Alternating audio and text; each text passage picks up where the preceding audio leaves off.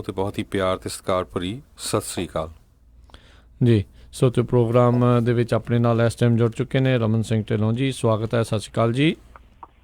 ਸਤਿ ਸ਼੍ਰੀ ਅਕਾਲ ਜੀ ਸਾਰੇ ਸੁਣਨ ਵਾਲਿਆਂ ਨੂੰ, ਪਿਆਰ ਭਰੀ ਸਤਿ ਸ਼੍ਰੀ ਅਕਾਲ। ਅਤੇ ਸਰੋਤਿਓ, ਅੱਜ ਦਾ ਜਿਹੜਾ ਪ੍ਰੋਗਰਾਮ ਟਰੱਕਿੰਗ ਦੇ ਨਾਲ ਸੰਬੰਧਿਤ ਖਬਰਾਂ ਦੇ ਨਾਲ ਜਿਹੜਾ ਵਿਸ਼ੇਸ਼ ਹੁੰਦਾ ਹੈ। ਸੋ ਜ਼ਰੂਰ ਟਰੱਕਿੰਗ ਵਾਲੇ ਵੀ ਜਿਹੜੇ ਆਪਣੇ ਸਵਾਲ ਜਿਹੜੇ ਆ ਇੱਕ ਜਿਹੜੀ ਬ੍ਰੇਕ ਲਵਾਂਗੇ, ਉਸ ਤੋਂ ਬਾਅਦ ਦੇ ਵਿੱਚ ਤੁਸੀਂ ਪੁੱਛ ਸਕੋਗੇ। ਅਤੇ ਪ੍ਰੋਗਰਾਮ ਸ਼ੁਰੂ ਕਰਨ ਤੋਂ ਪਹਿਲਾਂ ਸਾਡੇ ਅੱਜ ਦੇ ਸਪੋਂਸਰਸ ਦਾ ਧੰਨਵਾਦ ਕਰਦੇ ਜਾਈਏ। ਖਾਲਸਾ ਇੰਸ਼ੋਰੈਂਸ ਏਜੰਸੀ ਵਾਲੇ, ਜਿਨ੍ਹਾਂ ਦੇ ਕੋਲੋਂ ਤੁਸੀਂ ਹਰ ਇੱਕ ਤਰੀਕੇ ਦੀ ਇੰਸ਼ੋਰੈਂਸ ਕਰਵਾ ਸਕਦੇ ਹੋ। ਇੰਸ਼ੋਰੈਂਸ ਬਾਰੇ ਪਤਾ ਕਰਨ ਲਈ ਕਾਲ ਕਰ ਸਕਦੇ ਹੋ ਨੰਬਰ 408 272 2500 ਦੇ ਉੱਤੇ। ਇਸ ਦੇ ਨਾਲ Manjit Singh Narinder Kaur Clark Clovis, Amarjit Singh Stockton, Karnail Singh Randhawa Sacramento, Satnam Singh Gurvinder Singh Yuba City, Beesla ਪਰਿਵਾਰ ਫਰੈਜ਼ਨੋ, ਬਿੰਦਰ ਧਾਲੀਵਾਲ ਬੇਕਰਸਫੀਲਡ।